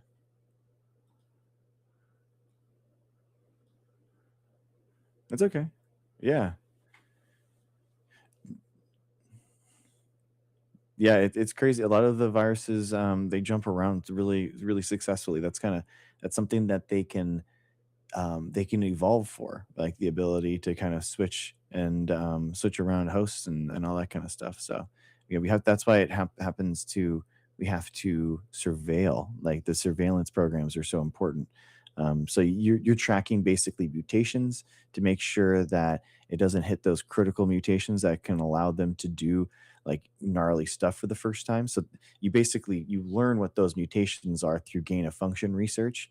Basically, molecular biologists will change like one nucleotide at a time or one amino acid at a time and see like, hey, if this happens, what happens with the virus? Oh, this has a new ability that we can't have that happen. And so then we check and with genetics and look at the population and say, oh, okay, this is actually like one mutation away. This isn't a good thing. We need to like put more time into this. Or oh, it's a really long time. There's several mutations, and this isn't happening anytime soon. So it's really really important to be able to do that. Yeah, yeah, exactly. The kind of the wastewater and all that kind of stuff. That the yeah, surveillance is it's a huge part of it.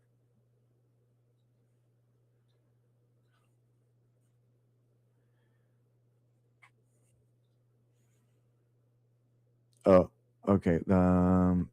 Might be me. Double check. Cool. Yeah, we were. Thanks for hanging in there, guys. We're figuring it out. I wonder if there's a way that I could actually send my audio to you guys. I think if you I might be able to do share that. your share a screen and do the audio if there's any screen to share. StreamYard. Oh, okay. Okay, let's try that. As in, I'm assuming, let's say, well, although, like, just be, I guess, be aware that you might share a window or a screen. Make sure you don't show anything that you don't want to show. Yeah, yeah. I wonder. Hmm. Let me see this real quick. Let's try this. And also, on a sort of that note of avian influenza, and a sad note, there was I believe, a story published today of a human passing away as a result of like the second, I believe, reported case. Person passing. Or that.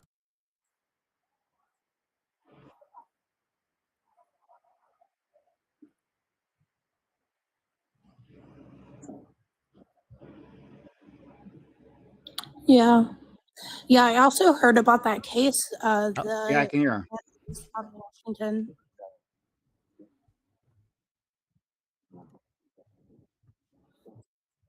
Oh, but I don't think we hear Greg anymore. At least. Yeah, I don't hear Greg anymore.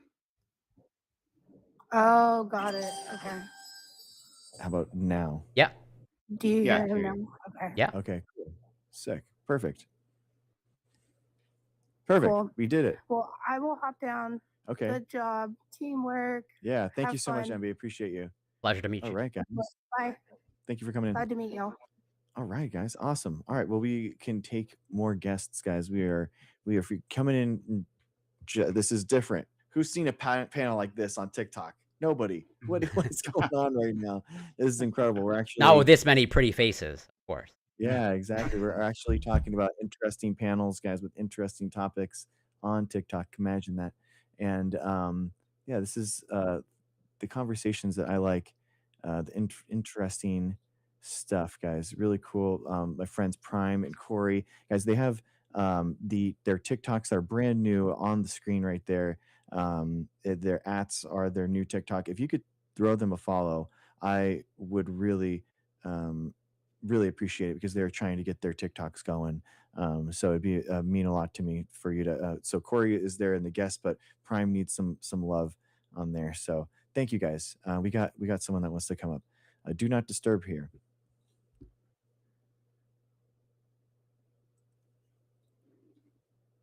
They're requested. What's up, Do Not? How's it going? Hello? I hear something. Yeah, it's like sounds muffled. Yeah. They have their phone away. Do not disturb her. Are you here? Okay, they're okay. Could you try disconnecting your Bluetooth? Oh shoot, I did There not you know go. I was live. I am so sorry. Okay. Yeah. All right, no problem. It happens when they're tapping and stuff. There's like a little request button that they sometimes accidentally do. It's all right, guys. So we're taking guests right now. Corey and I are scientists, and Prime is our friend facilitating, moderating. Prime is our producing. politician. So we yeah, so it's we're just trying to figure out like a fun, in-depth, interesting science panel discussions, facilitating that panels on TikTok, guys. So we're trying out something new. So I appreciate appreciate you guys sharing, especially right now since it's we're trying something new out, and then also And working out the kinks. Yeah, yes, exactly. Yeah. And following them, really appreciate that. What is going on here? There we go. Cool. There it is. Yeah, man. It is a wild thing to have the there you go. Do not disturb her does want to come. Maybe. Okay. Unless they literally doing the same thing. Yeah. Hi, do not. How's it going? I apologize. Again? Hey, No I was worries. laughing because one was like, I'm political, and one's like, I'm science, and I'm like, political science, Nice. and then nobody. But it is No, a we got science it. of politics. Exactly. I Exactly. love you guys. I think you're discussing exactly the right things. And I think a lot of people are hung up on like how they're going to work the markets. hmm And this is not the way you should live. Like, I get a little hung up there myself. I'm not going to lie. hmm Because it's hard to not, right? Exactly. Yeah, But no, it's hard. also, it's hard to not look at the market and not see a reflection of something, because I think that's what we're really looking for, right?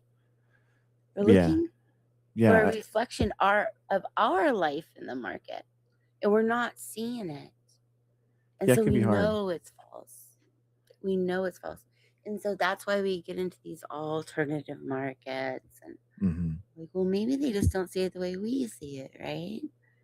Yeah, I think people That's not true people either. think that the science and is kind of being taken care of. We don't, it's not in the forefront whether or not they are doing, massive Somebody's cuts and all doing that it, kind like of you're stuff. somebody's taking care of that. Yeah, yeah, exactly. And sometimes it's not right. And how do you know if you don't have any scientist friends, and you're just existing in the world, and you kind of like take for granted that this stuff might be going. And if you don't know anyone, it's Isn't that science. how the government got stupid about tech when we're a Sure. tech nation? Yeah. Yeah, over time, No these tech bros. offense, And what's but funny is like, that for like real. a lot of people actually think and still think, a lot of Trump supporters think that Trump is pro tech because he has all these tech bros around him. So they think actually the Republican Party is the one that's facilitating this tech, world and innovation and stuff, when in reality it's kind of the opposite. But the They're tech actually people know that's not true. well, I mean, a lot of Trump supporters think that. A lot of when Mhm. we talk to them and they come in, Well, the Trump supporters support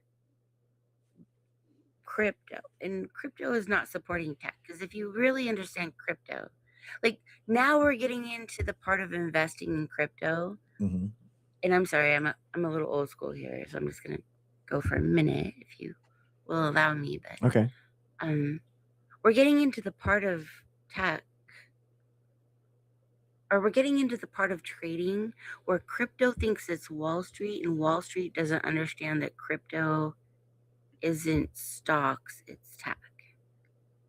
And there's this weird merge happening Okay. where I think that the big players understand that it's a valuable asset, and the small players are still looking for their entry point, hmm because they keep getting squeezed and liquidated and squeezed and liquidated and squeezed and liquidated.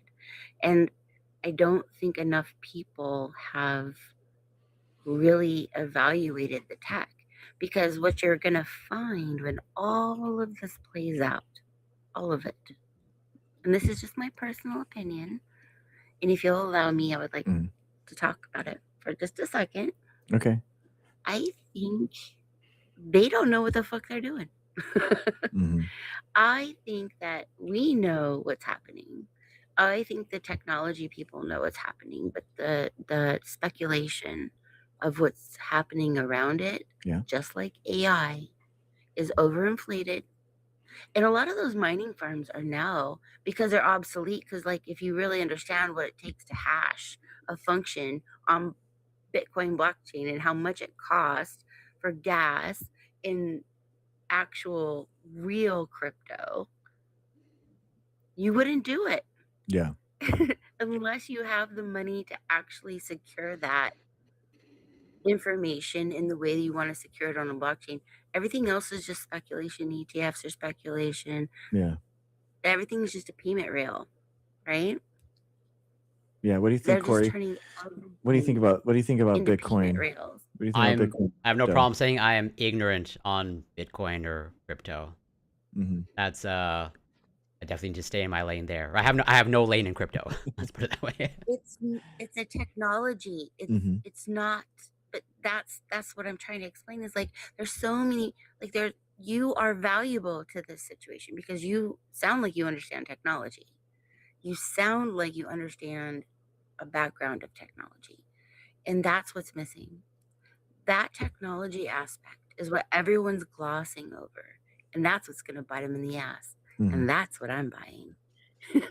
Gotcha. Prime, what do you think about crypto? So I'll speak on crypto, but I actually want to make a larger point on Yeah. the tech bros that you brought up previously.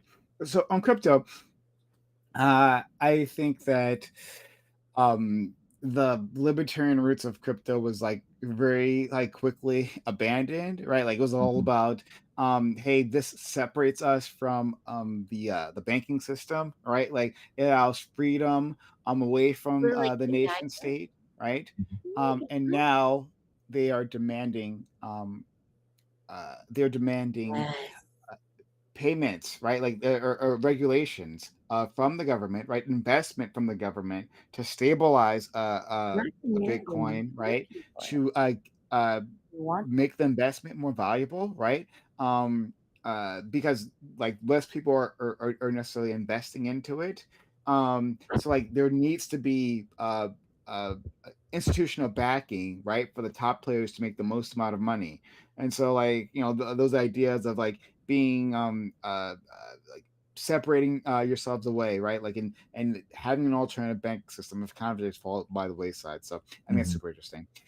But the larger point I want to make though, it's about the tech bros, the billionaires, and like the association with them and Trump, making people think that Trump is pro tech, right?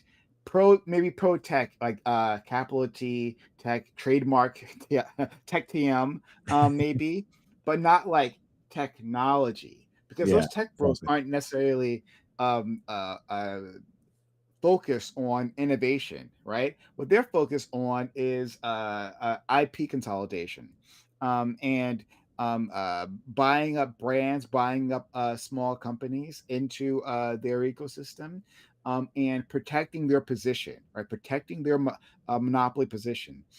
That is their main goal. And it's not that like no innovation at all comes out of Microsoft or Facebook. Facebook does interesting things with like open source, but that like that is not their primary goal, right? In fact, Facebook has had like a lot of trouble innovating, right, since like like Facebook itself, right? Since that product, it's bought Instagram, it's bought WhatsApp, right? Like it bought Oculus rivals, too, right? protecting its. What'd you say? Oculus, like the VR stuff. That might have been bought too. That's a possibility Yeah. as well. I don't remember, but like, that sounds you familiar. can't buy the But yeah, you can't but buy yeah, the the point is you that can't feed it. It's decentralized. It creates itself. And you can't buy it, and that's their frustration. That's their bubble. well, Okay. when we're talking, oh, yeah, very specific crypto, but like in Yeah. terms of the larger tech bro ecosystem, right? In terms of these billionaires, yes, they want to protect their position at Those the AI top of the ladder, coming and from that. crypto farms. Those Sorry, graphics crypto cards. farm. I mean, there's some individuals who Those like do graphics like cards the are coming crypto from farms. Yeah. mining farms, not AI farms.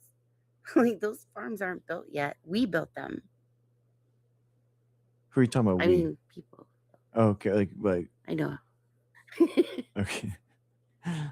Well, thank you. Do not disturb. Thank you. Okay, Prime. Can you just your larger point about the what they're owning and how they're like the horizontal buying out of Meta and the other companies? Yeah. I'll finish that up. So yeah, they are protecting their market position. That like innovation demands risk, and it demands a level of investment, um, like into R&D that you could do, right? Or you could invest in like buying up another company, right? And up and comer, and either like actually integrating that technology or just like killing it, right? If Mhm. it'll threaten your main business. This is companies with monopoly or oligopoly powers do. um and so like that is different, right? So let's compare contrast that, where like you are empowering that group, right, that very tiny group of tech bros, the tech billionaires at the top, right, to a different like industrial policy in which you are actually investing in like startups, right, like let's say tech startups, engineering startups.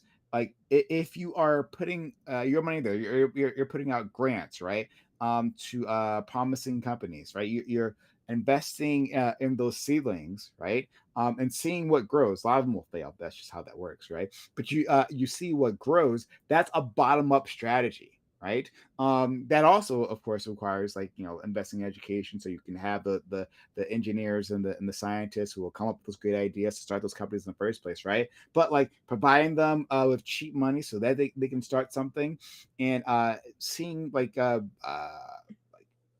in what ways in which ones flourish, right, and in which directions they go in, and giving them the freedom in terms of policy wise, right, like giving like, sorry, there's a much larger point here, so I don't want to go too far astray here. But like even the policy landscape shapes like the choices that those individual startups make, whether it be um like uh like the internet, right, like the internet itself as a platform.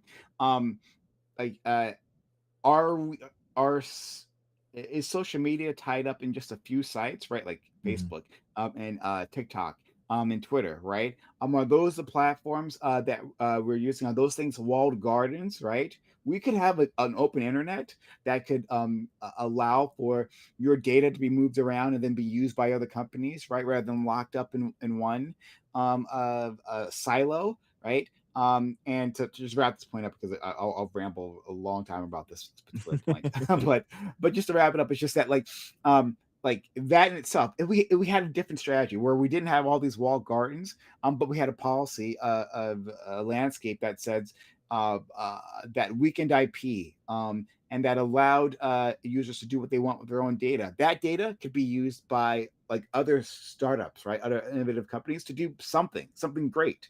But we don't have that, right? So I'm just Mhm. like trying to compare these strategies, like invest in the tech bros, you and invest in their policy goals, right, which is always to protect what they already have, the mountain they've already that they sit on top of, right, or the up and comers who are starting from the bottom. That was a Exactly. long rambling way of doing that, I'm sorry. No, it's No, so no, true, it's man. Yeah. good, It's good, whether or not good like ramble. we gonna give more money to Amazon, or are you gonna try to incentivize Amazon 2.0, or you know what I mean? Like who is actually going to like take on these companies and give them competition? And right now there's just like mega monopolies, and they encroach into so many other places, that it's just insufferable. It's awful. Oh, do not disturb. You're good. Yeah, it's fine. I was just wanted to give someone else a chance to ask a question. Um, Yeah, thank going you for for the almost 2 minutes. conversation point. Yeah, just I appreciate it. Yeah, thank you. Yeah, And sort of go springboarding for a it. little bit on the topic, or just also maybe use an example of the tech bros, and Trump maybe looks pro tech because he's surrounded by the tech bros, but like uh, you know Elon Musk at one point was very close to Trump, but also a lot of his companies just get government contracts. Like SpaceX is Mhm. pretty much like largely, if not almost exclusively, run by government contracts. So it's like Exactly, I don't know if it's exactly they're interested in tech as opposed to like they want to further their companies or personal interests. exactly. Hi, Island. How's it going? Hello. Hi. Hello. So I have a Hi. question, and I know nothing. So bear with me here. I am not a scientist or a microbiologist. I'm a That's totally cannabis. okay. But I'm curious about these major AI models, and the reason I'm curious is because I was playing with Perplexity earlier today, and I've noticed a shift with Perplexity just in my own use. So my question is, do special and my understanding of how these engines work is, you know, what you put in, the higher the quality of information put in the prompt, the better the quality of response you get. Mm-hmm. But I'm noticing all of my questions, the first source listed in their answers is coming from the White House. What? Yeah, I mean, it's such an obvious shift. Wow. And then you really have to dig into your questions, like, but what about? And then eventually you get to the real answer with the scientific sources. It's so my question, I guess, is, do special interests and the government goose these major AI models to spit out the preferred responses that they want? Oh man. I mean, So I'll, I know that I'll X does. I know X does, and preferentially with Grok will choose what Elon Yeah, I Musk don't even says. mess with Grok So because yeah, I know that's not. that's what I know it is messed with. But Prime, But my question is, does the information that's being put into Grok and come out of Grok, even though you don't, in your prompt at Perplexity, is Perplexity pulling information from the Grok searches? So Perplexity happens to be my preferred AI Okay, cool. model. Yeah, yeah. Now I haven't necessarily seen this, and I'm curious actually what you're asking it to get those answers. But before we jump into that, um, yeah. So I mean, it's a complex task to program into these models. Like, what is reliable, right? So, like, before we like go down any sort of like possible conspiratorial road, and I mean that in like in the blandest sense, and not like a negative accusatory sense. Just like, you know, we're just speculating here, right? But like before we go down that road, just the task of deciding what is a reputable source is extremely difficult. And it just goes back, right? It's a call back to what we were talking about previously. Well, if I was designing an AI right now, I was trying to get it to rank information. Well, yeah, a government website would be, right? A place I would say that's a reputable one, right? The CDC would be a reputable website to reference. Is Right. it so anymore, right? I Um, guess part two of my question was, mhm, if and this is just if mhm. the special interests and the government can goose these algorithms, um, how much of a role is that playing in disinformation as far as science and vaccines? And so do we need to be attacking it from that angle as well? Yes, because there is a specific campaign. They've talked about this, like by they, I mean, like there's been articles discussing this. That like there are specific campaigns to influence AIs by like we'll just call it poisoning for our purposes, poisoning the well information available. That if there is a special interest that you are concerned about, let's say climate change, right? Pull one for example, right? Like you can create sites, right? You can get them ranked up in the AI algorithms, and then that becomes reputable. It comes back to what I was saying before, right? That becomes reputable, and that's where it pulls out information. The AI itself, right, doesn't have a worldview, doesn't have like a model in its head, doesn't understand these concepts really. It's just like pulling out bits of information from sites ranked by various on various metrics. Um, so like you can, if there's a concerted enough effort, right, especially and you're talking about a specific subject matter, you can from the bottom up like alter like what is spit out by these AIs like by the time a user like you ask for a prompt. Dang, that's wild. Right, right. I don't know. It just and it was just it was a real casual search. It wasn't anything important. I What think did you ask?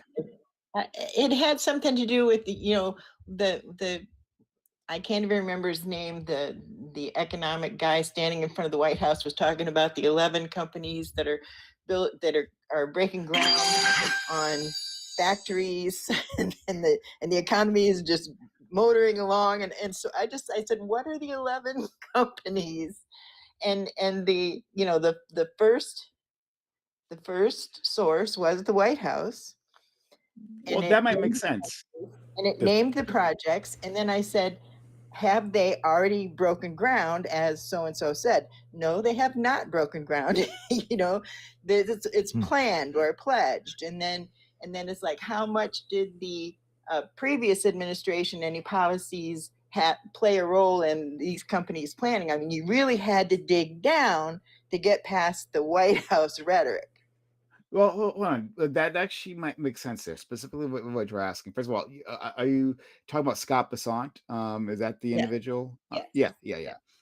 Well, it might make sense that,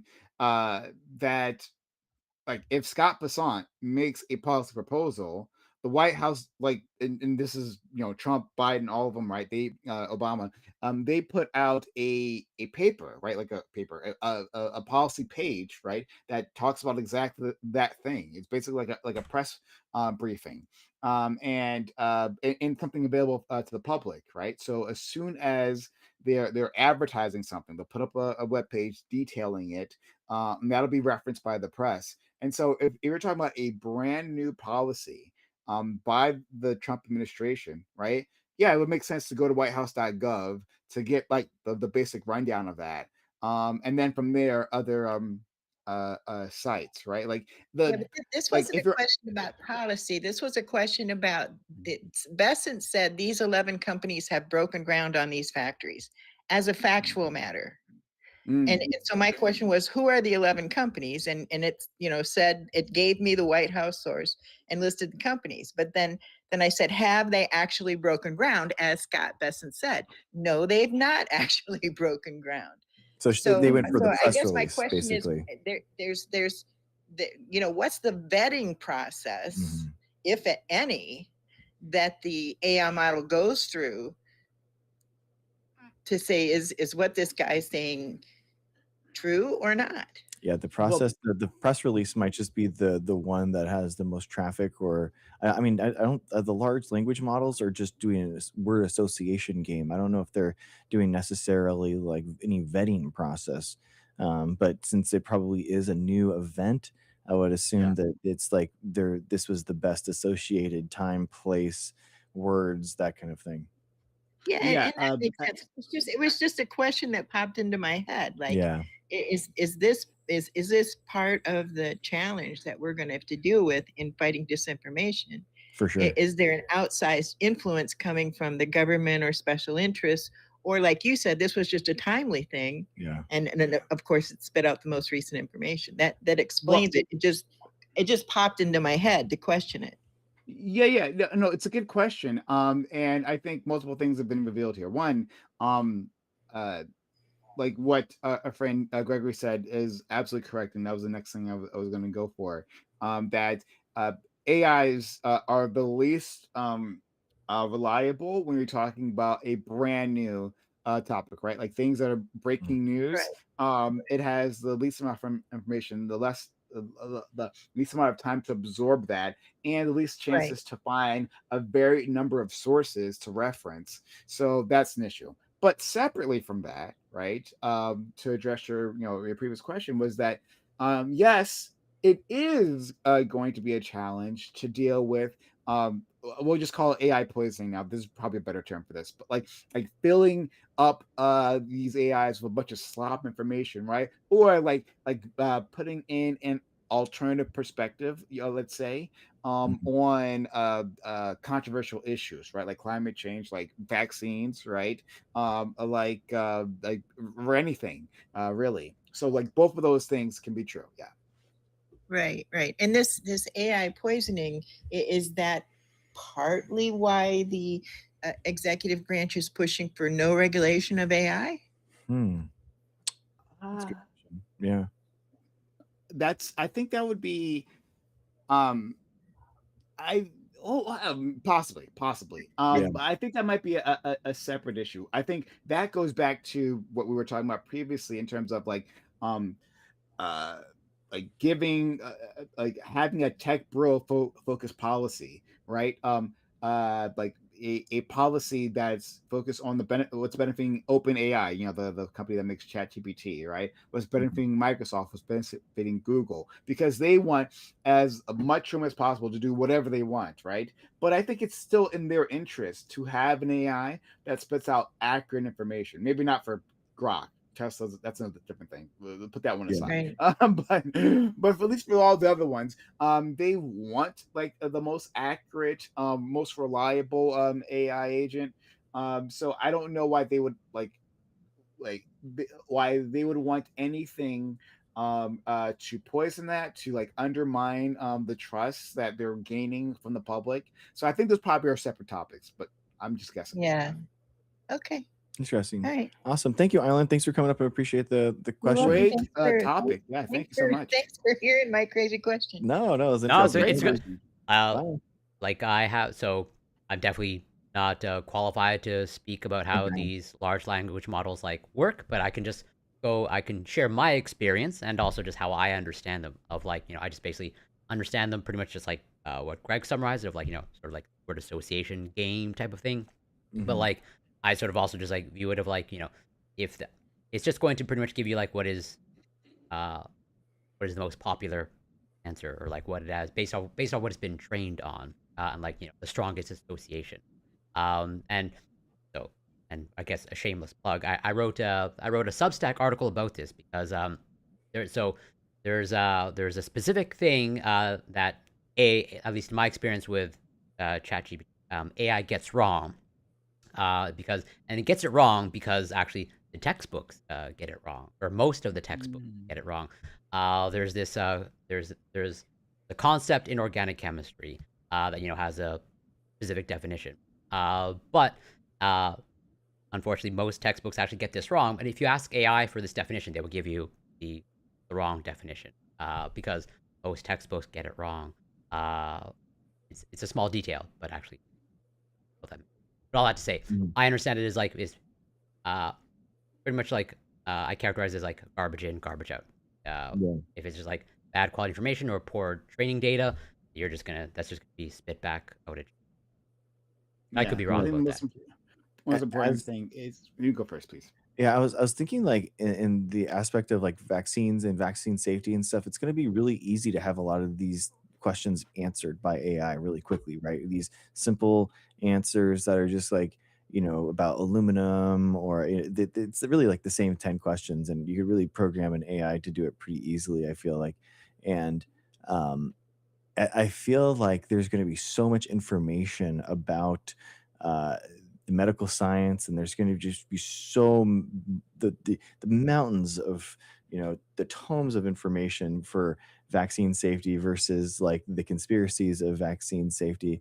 And I'm curious, like the poisoning the well concept that you were talking about, Prime. Like I'm curious, like how that they could do that. You know what I mean? I feel like that could be like an avenue that people try to dissuade their these models into supporting science if that's what they want, because we can see how these like for profit social media algorithms will kind of give people conspiracies in order to easily explain something, in order to get their time and suck them in. But like poisoning the well in order to make them believe something different.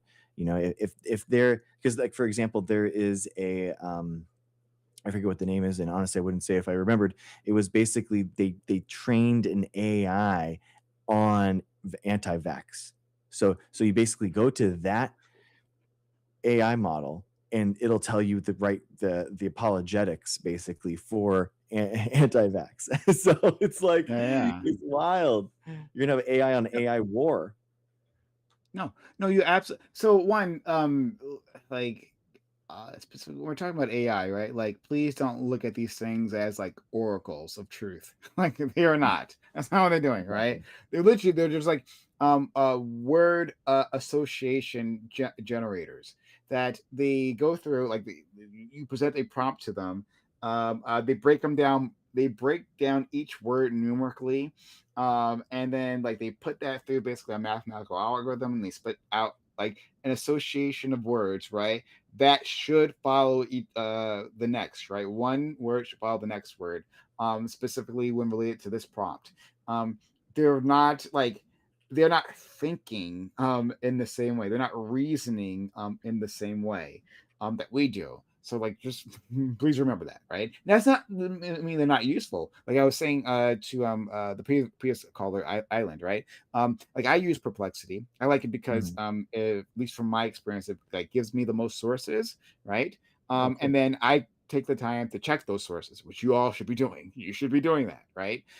Take the time to go in and check those sources. Sometimes it's been wrong, uh, but like there is a path here, like if you have enough money right behind you, and these special interests too, right, like again climate change or um uh, uh, uh vaccine skepticism, or like hey, are public schools better or charter schools better, right? There's a lot of money behind charter schools.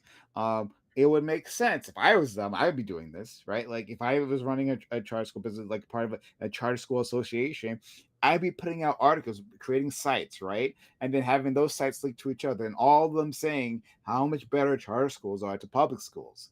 Yeah, exactly. And like that's exactly right. And then there's like the separate thing you were talking about like creating your own AI, right? There are smaller AI models or even AI models you can run on your own local computer, right? It's something that you can do.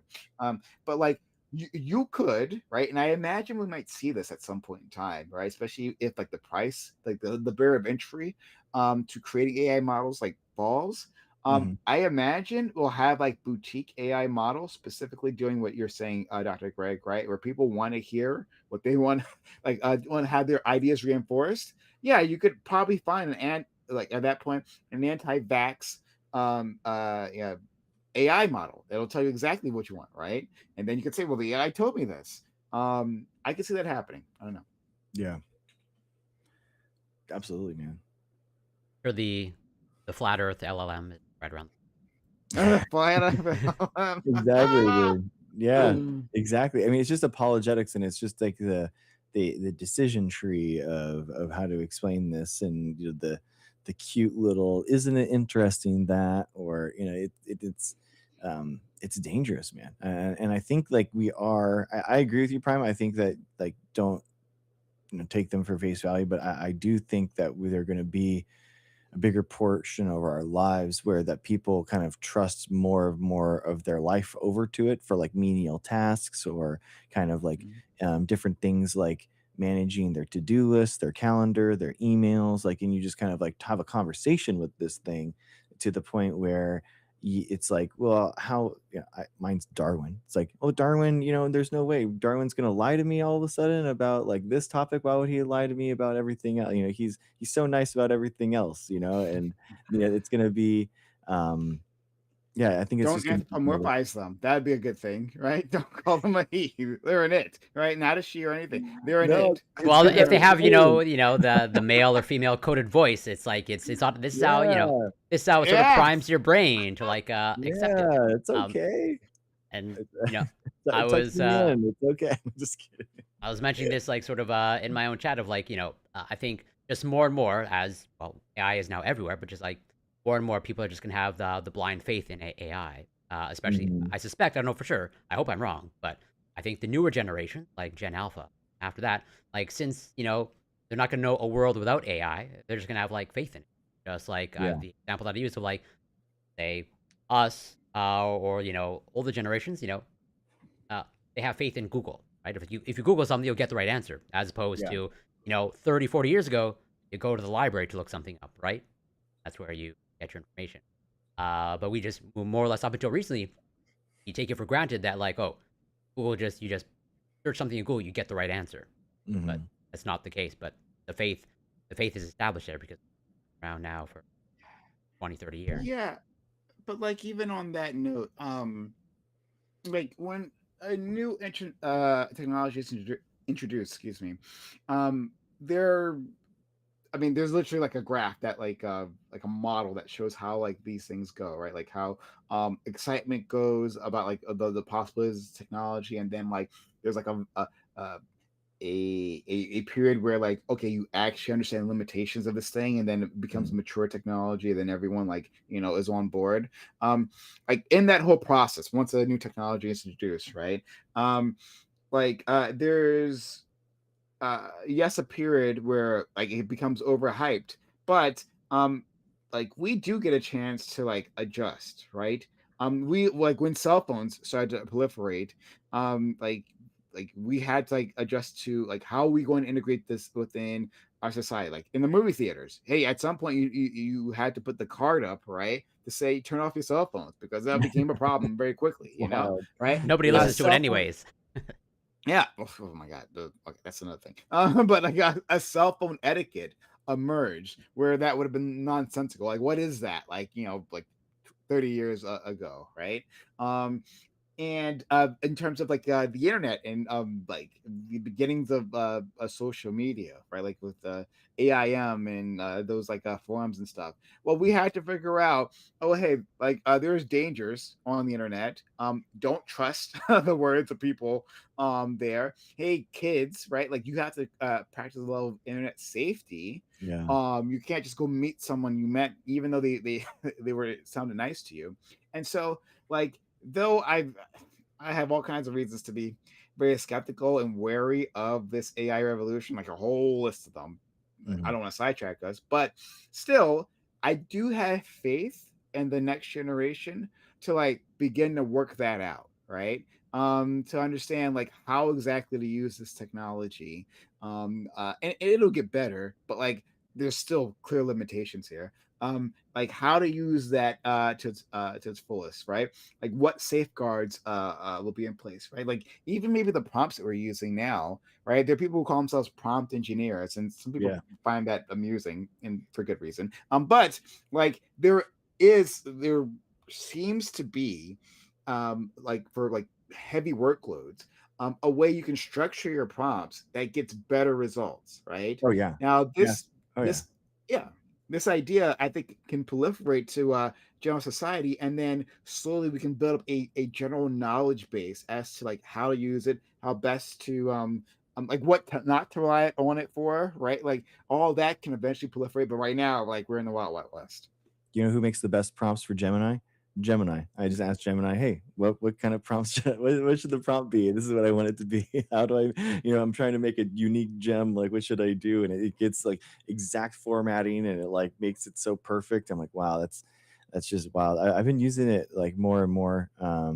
Gemini 3 just came out, guys. It's unbelievable. I like overnight. I was because I do use it for my thumbnails on my YouTube thumbnails and stuff, and all of a sudden it was like boom, like 10 100 times better. I'm like, what happened? And then all of a sudden it's like, oh, the news dropped that it got better. And I was like, yeah, dude, it's the pace that these things are increasing is just absolutely unbelievable. Guys, we're taking callers right now. Anyone wants to talk, we're just having like science question and answer, whatever you guys want to talk about, give us a discussion. We want a topic in chat, like whatever you guys think. How you guys doing for time? I know you guys are Eastern, so let me know how you doing. So far, I'm good. Uh, Okay, cool. the only thing I was gonna say is, well, so as of right now, I'm sort of like, in between of how AI is going to. I can see AI making misinformation worse, making Mhm. it better. I see, it always makes me smile is people engaging with Grok on Twitter and getting fact checked Yeah, themselves, like exactly. they're gonna show. But then I also see it to the caller's point of like AI might be the tool that just like might be the most efficient way to spread. Well, I have no idea how it's gonna, but I can see it Yeah, making dude, it better those or are my worse. favorite parts of X. Like I don't use X like really, but getting into those threads where people are like, no, Grok, without your lib sources. And then it's just like, nope, for sure. Yeah, there's no, Democrats that are calling for a civil war. I'm sorry, that's just not true. I was like, no, for real, try again. And it's like, yeah, not even Breitbart And has they become the best prompt it. engineers when they are not getting the right Yeah. answer that they want. Yeah, exactly. It's like it's actually like unironically sometimes Grok is the best part about X. Even though man, I saw these hilarious prompts, and it was like, who would win in a fight, like Mike Tyson versus Elon Musk? And it was like, Mike Tyson is a really good fighter and he's a really good boxer and he has a lot of power, but Elon Musk has grit and determination, and I think that the grit and determination is gonna make him win over time. And it's like, But it was like, do you think it's gonna win off of like physical power? Like how, like on what way? And it was like, well, it's because Elon Musk is gonna use his engineering background and his wise and his smarts, not just his physical body. And you're just like, dude, this thing has been tuned up, bro. There's no way. yeah, and like to the previous caller's point, and we love to have more callers if you're out there, feel free to jump in. Um, on the previous caller's point, like it's not like there isn't an incentive for like the AI makers to make some level of adjustment, right? Now I don't know, I don't have much evidence that like, well, okay, I do have a little bit of evidence on this in terms of Google. Let me go back to that later. But I don't have much evidence to say that most of the major players are actually doing this right now.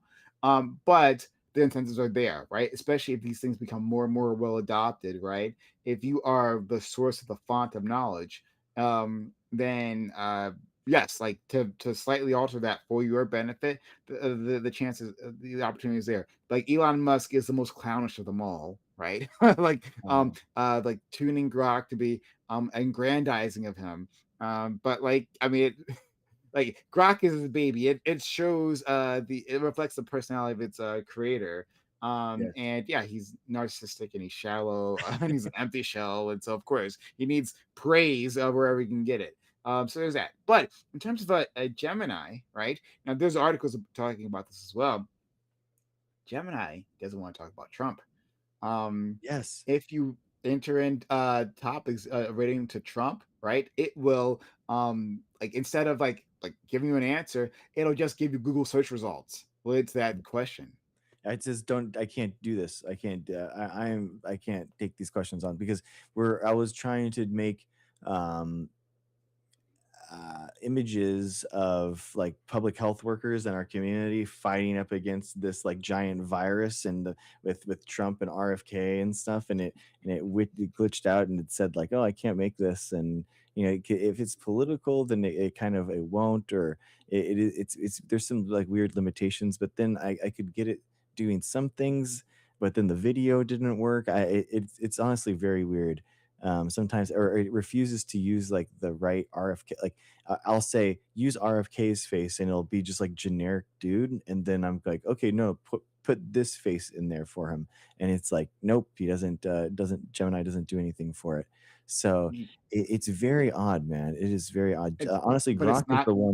Grok is the one that will do just kind of like anything. Grok is very. They're jonesing for some copyright strikes, to be honest with you. But but I push back that it's not odd, right? It actually like this goes to the caller's point, Mhm. island, right? That like Google is like deathly afraid of conflict with the Trump administration. They've made the Mm, active choice to put a guardrail in place to say do not respond at all, positive, negative at all when it comes to Trump, right? And I yeah. didn't know about this about image generation, but that makes sense as well. Don't make an image involving Trump or members of his administration, right? Anything within that sphere, just don't touch it.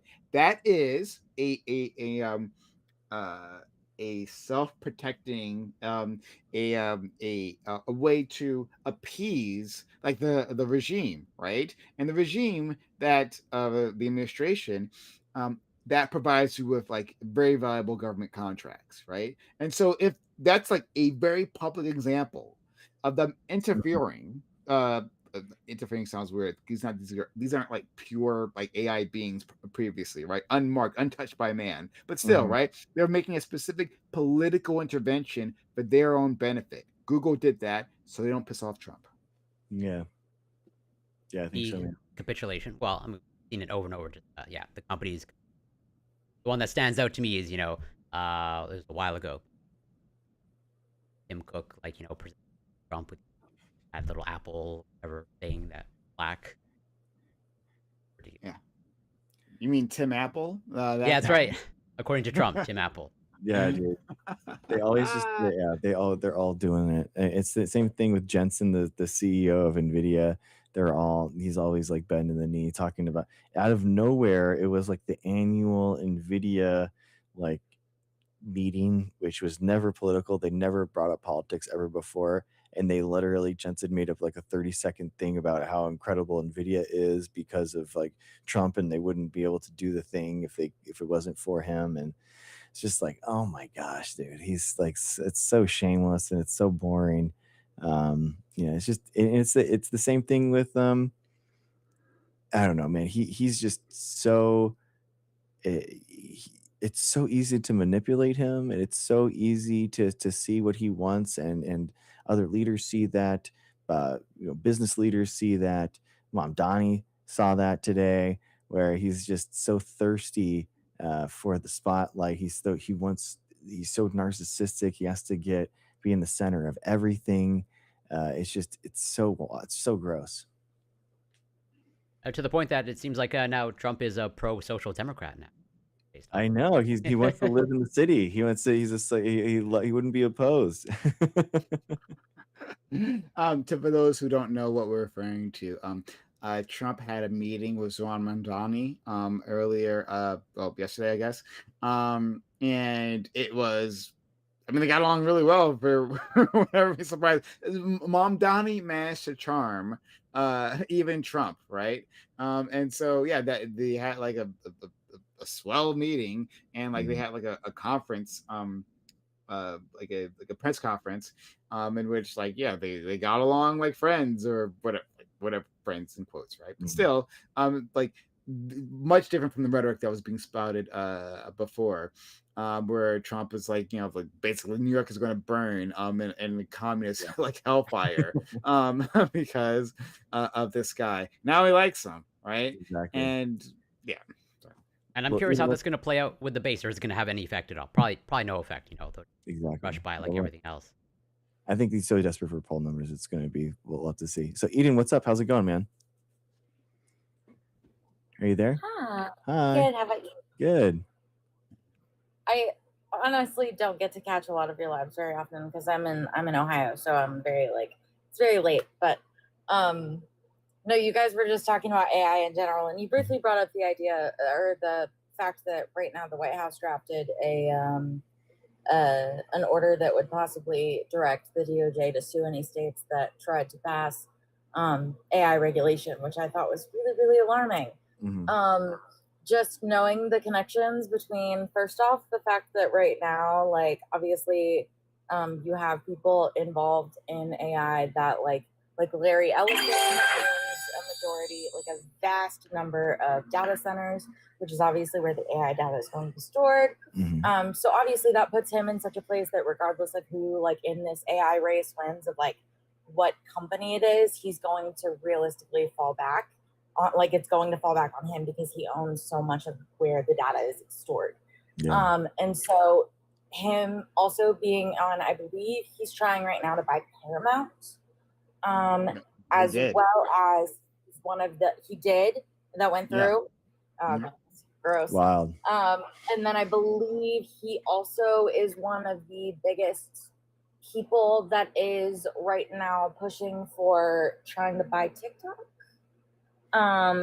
And so like between that, and he is also a big Zionist. So like there's that connection, as well as his connection with being besties with Elon Musk and having like high stakes in Tesla. And I want to say he may have investments in Neuralink, but I'm not entirely sure. There's also, I don't know if you guys know who the Droid LCA is, but you absolutely should. She does amazing investigative journal work. And I feel like she is one of those people that hunts for what is falling under the radar when we're being distracted by the big stuff. and I feel like that is so valuable. And so just like the big connection with him being besties with Elon Musk, and the big stunt that Elon Musk pulled which I believe was realistically one of the first like outright illegal things that this administration did, was when Doge came in and basically kicked out all of the people in the Department of Education, were like behind a locked door and swiped all of this data, and were like taking all of this information that they should have like not be privy to, and now they like have just they have endless amounts of data.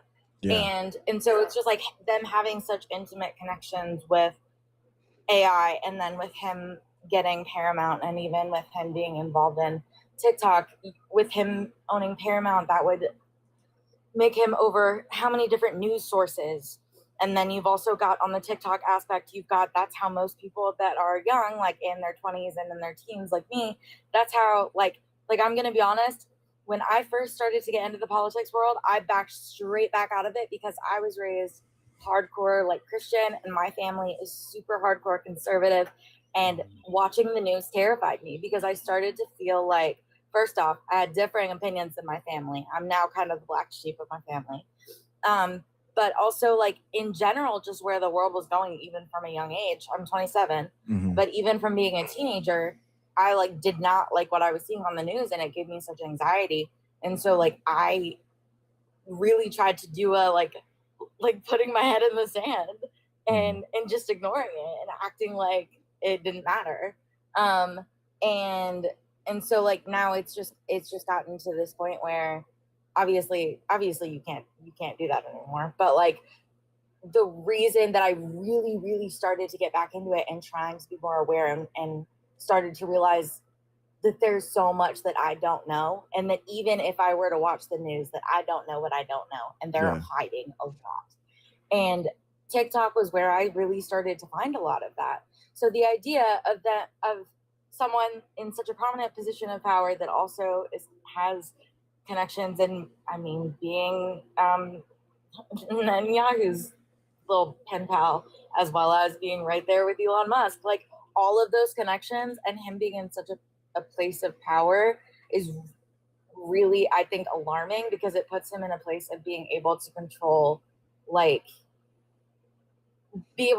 so much of the narrative.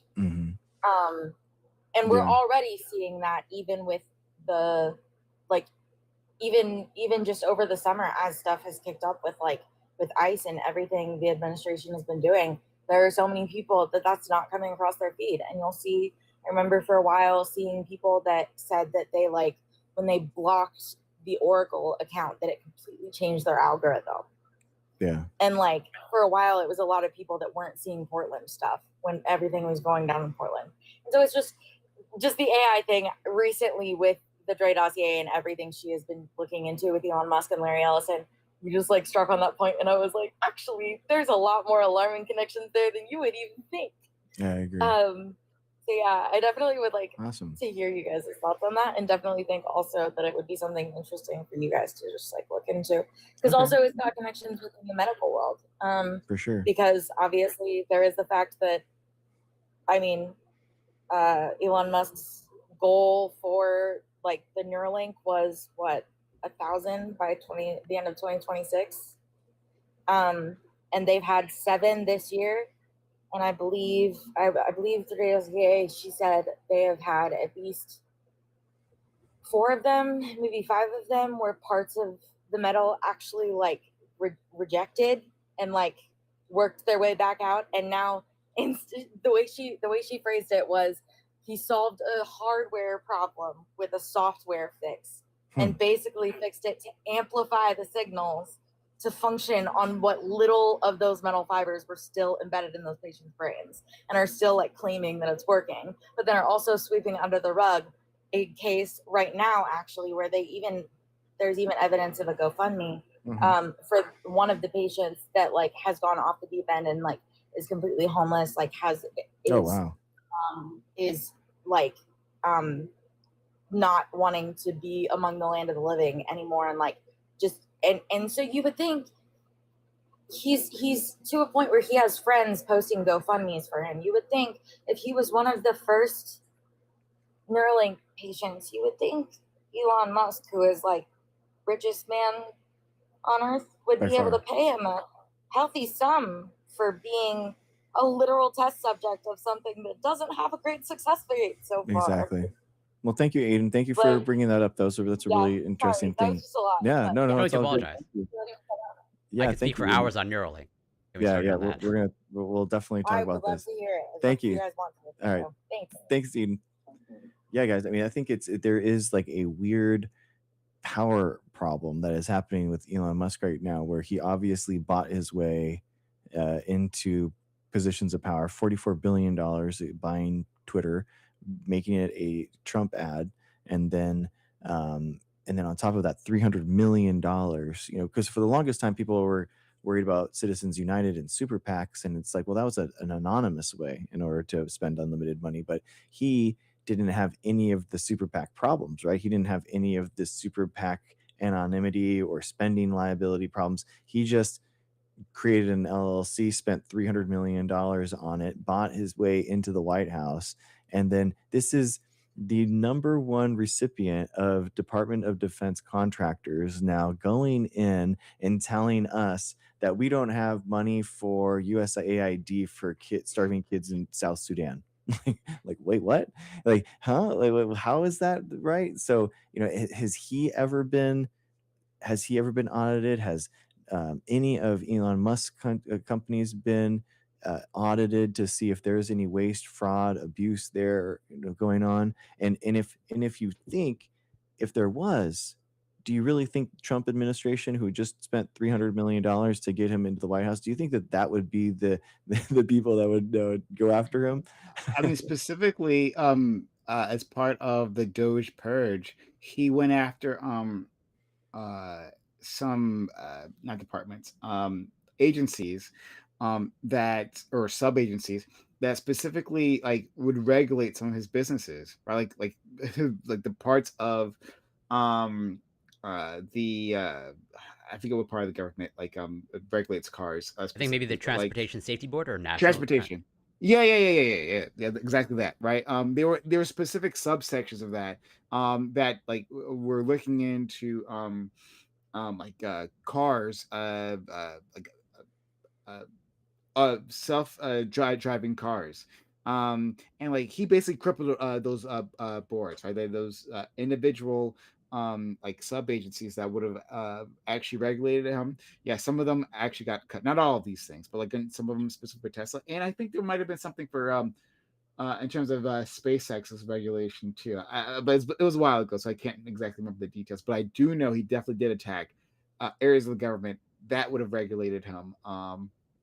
So yeah, and then beyond that, there's like Larry Ellison, and I like what Eden was that the name. Um, I liked what she was referring to there. Larry Ellison, is becoming extremely popular. Not sorry, powerful. And his influence is growing extremely grown exponentially within like 2025. 2025 was his year. Yeah, dude. Oracle, is now through Skydance, right? Oracle and Skydance are related, right? I think his son Well, does. Skydance Paramount, and also on that, I think Paramount is also like looking to buy Warner Brothers. I could be wrong about that. And no, I believe so as well. But I was saying that Skydance is, I believe, is run by his son, if I'm not mistaken on this, Larry Ellison's son. And Oracle had already been involved with TikTok even before 2025, because of a push to and I think this happened under the Biden administration, right? There was a skepticism of TikTok and like of the Chinese influence, and so like they had Oracle handle the database portion. An American company, a trusted American company, handle that database portion. So they've been involved with TikTok for quite a while. And I think they're on the path to buying it, whether or they have or not. I'm not exactly sure. But in any case, where I was going with this, sorry, I'm rambling a bit, is that Larry Ellison is part of a small group of individuals, powerful individuals, along those tech bros again, that are within the surveillance state. Literally, Oracle started as like a CIA contractor, like creating databases. Oracle is a database company. That's the heart of it, a database company. And it was a contractor for the intelligence community, creating a product for them that turned out to be extremely successful, and then they branched out. But then there's also like Peter Thiel, right, who's also has a surveillance based company, Palantir, right? Yeah. So Peter Thiel is involved with this, and then like the big tech companies, Google, Microsoft, NVIDIA. I'm not sure about Facebook, but probably as well. All of them are part of this like budding surveillance state that has like very close ties to the government. So you should be skeptical of all of them, and especially when you see them buying up more information, sources of information, or creating sources of information in the forms of the LLMs. Yeah. Mm-hmm. So true, man. What do you think, Corey? Do you think how can we regulate the surveillance state? Oh. 5 minutes, right? Just come up Yeah. come up with an answer. No. Please. 10 words or Wrap it less. up. 10 words or less. Yeah. It is frustrating because I do see, like, genuinely, I do think that there is a need to like revamp government and make it more efficient. Like like in a good faith effort, like Democrats should be trying to make government work better with less money so that we can serve more people, maybe more proficient, productive, more equitable. Like there are like legitimate good ways of doing this, but I feel like there's so much of it that is tech based, and how, and talk about poisoning the pill, man, like poisoning the well. Like, oh my gosh, Doge is just they started out with like, oh, we're gonna cut like $2 trillion of this thing, we're gonna just gut it, and then it winds up they're like, oh, we're gonna do like $200 million, and they literally only went after like USAID, and it's like what? It's like the smallest program that had probably the biggest ROI impact. I can't believe it. Yeah, I don't know how to regulate it. I wish I had that answer. And I agree with you wholeheartedly. Of like, there's a balance to be struck in terms of like government, hopefully for the people, but not so much bureaucracy that have some. I don't know what AI has have just outsource everything to AI. The AI to monitor the AI. Yeah, exactly. That's what we need. We need the George Washington AI model. Yeah. Like the surveillance state, this is like extremely pernicious, and extremely difficult one to spot. Sometimes they're obvious with their surveillance. I mean, there's a topic that we meant to cover on the Reverie, Corey, on The flock the AI, cameras, or the Flock cameras. Yes, exactly that. There's a company called Flock, and they've got these camera systems, right? Like these like traffic watching cameras that keep track of cars as they're going, and they're like spread across cities. Like that technology in itself isn't new, but like the new part is that they've integrated these all into a single database that law enforcement can search. And it's a massive it's a massive surveillance tool, and they can access this without like a warrant, right? And so yes, they can keep track of you, like if you're within these municipalities that are part of Flock, right, which a lot of them are. They can just keep track of your comes and goes. These cameras are freaking everywhere, and now there's a pushback, a groundswell of individuals who are pushing back against that, trying to get their municipalities to cancel their contracts with Flock, because it's a massive privacy issue. Yeah, no, I was actually going to bring up these flock cameras on actually the panel that we just had this past Monday, because like you were having a conversation about your data and all that stuff, and or other tech companies having your data, and I'm not going to name this person. This person on the panel was saying, well, you're voluntarily giving your data, so it's like if you don't want your data out there, don't give it. It's like don't post on Facebook, and it's like, well, And like, what are you going to do when you have these flock cameras all around you and you don't want your image out there? You're just going to stay in your house all the time. Mhm. Is that the prescription? Yeah. So yeah, I have concerns about that as well. Yeah, it's tough, man. It is tough. I mean, they'd be just completely. I just don't. I can't get over the fear and the dread, the black pill that I am taking right now, where it's just like none of the problems that exist in the world, we are addressing zero of them. It's just like how much can like the No, real. you got the sugar cane back in Coca-Cola. Problem. Oh, that's true. That's true. Yeah. Oh, yeah. And the beef tallow, That's okay, I haven't. I want to try those fries. It sounds good. It sounds like super good, honestly. I want to give it a Oh, whirl. man. I'm sure they are good, but it's not solving any problems. It's not making America healthy again. That's Dude, fair. all But if it's obesity yummy in my is tummy, well, cured. then it can't be all that bad. I mean, I can't imagine the world without the RFK. I'm so happy. Dude, I saw this video. Oh my gosh, the RFK hospital. It's so funny from the Daily Show. This clip is so good, man. It's so Oh, funny. I want really? to send it to you guys. It's so funny. Dude, Okay. RFK is just he's so perniciously awful in so many different ways, man. It's just we're really gonna have to like just uncover the ways of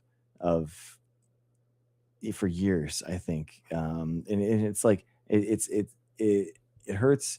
The CDC was the gold standard for not just the United States, disease control, obviously, but the world. It was like the gold standard for Mhm. how people, in helping the CDC come and deal with Ebola outbreaks, things like that. And unfortunately, it's just we're so far from that. And it's hard to trust anything that they say or do or trust. I mean, the crypto stuff, I don't trust them to regulate that because they're so far into crypto scams themselves.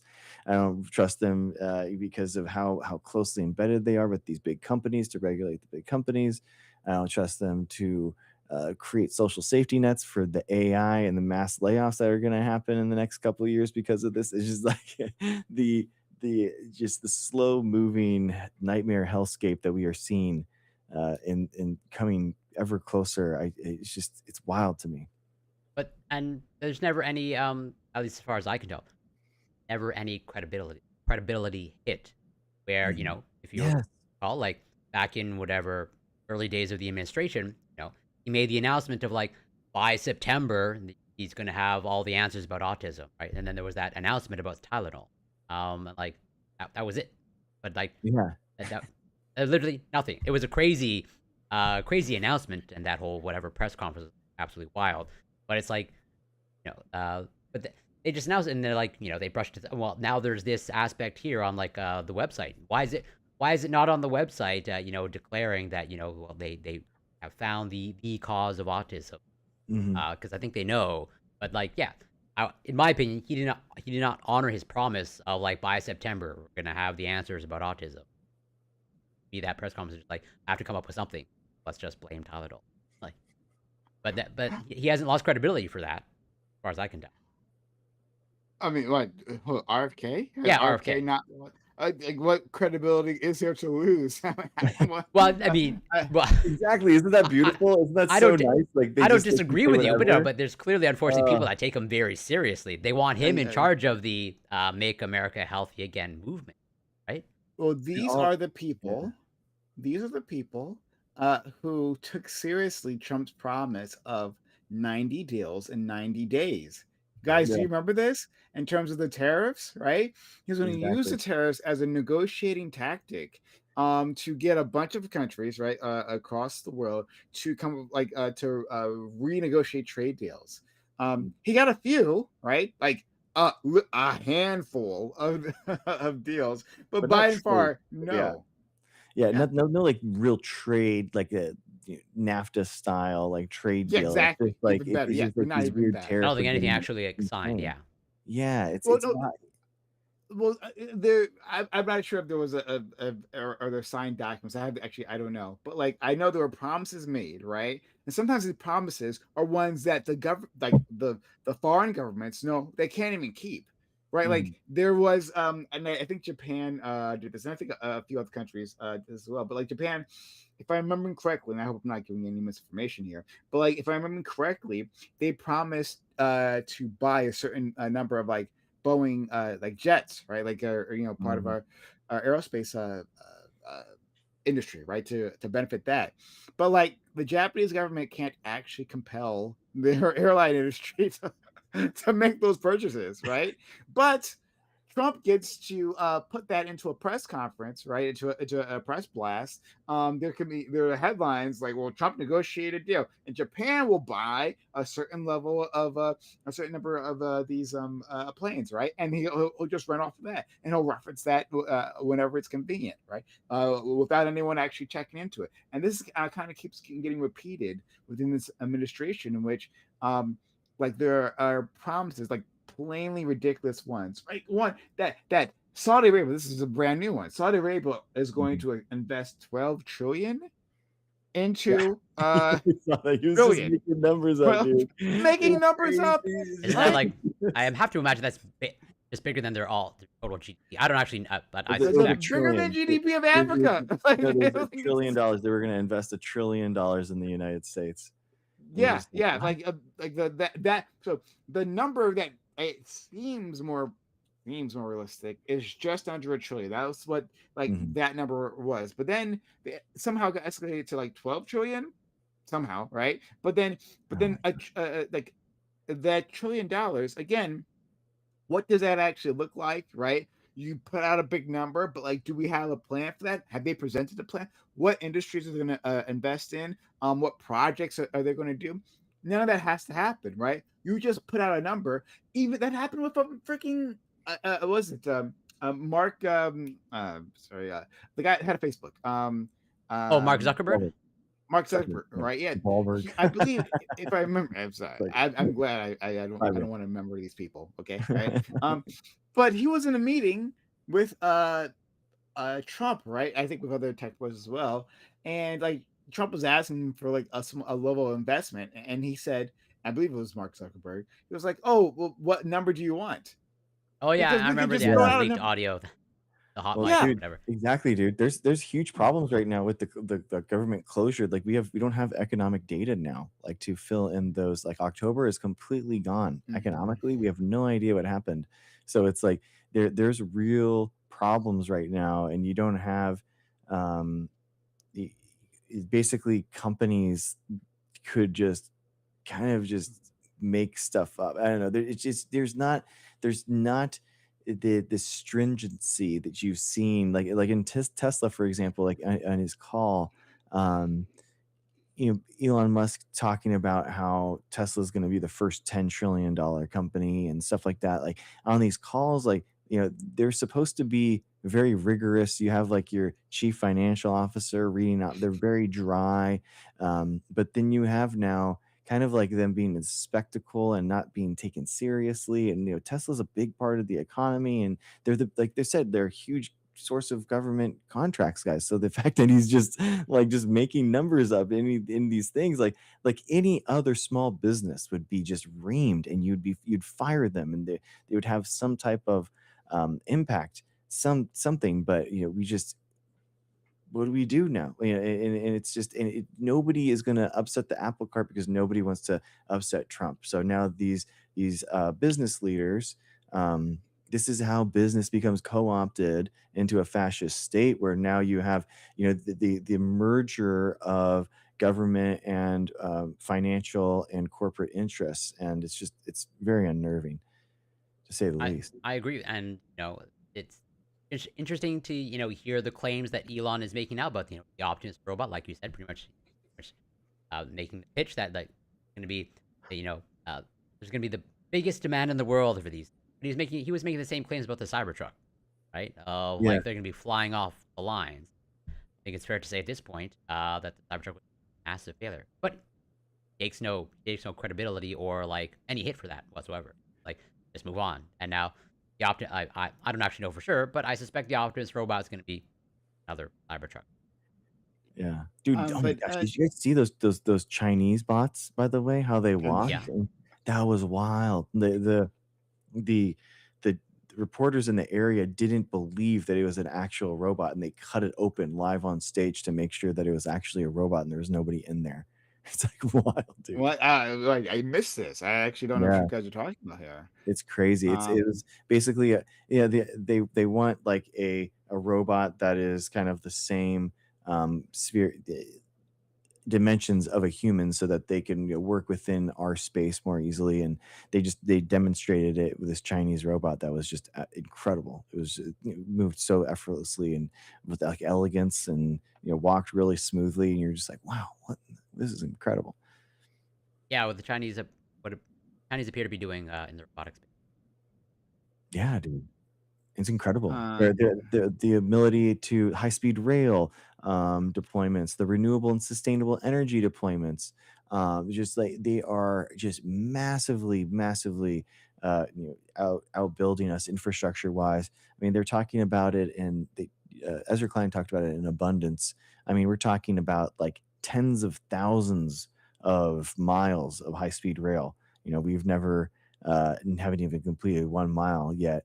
Um, but yeah, I'm actually high speed rail is something that I'm actually I don't know, man. I am kind of like skeptical about, to be honest with you. I don't know if like maybe we've kind of lost that chance of going to high speed rail. Maybe we use the infrastructure that we already have, which is cars, and maybe we kind of like push into kind of the autonomous, smaller, self-driving car space, and instead of trains. I don't know. It Or a feels like we self-driving bus, if that's actually. yeah, there's like it seems to be like we kind of have to go with the infrastructure that we have right now. I don't think that we're in the space to be, making tens of thousands of miles of high speed rail. I mean, it would be nice, what I'm saying? If I could start 50 years ago, that's where the direction that you go in. But now, it seems like too little, too late.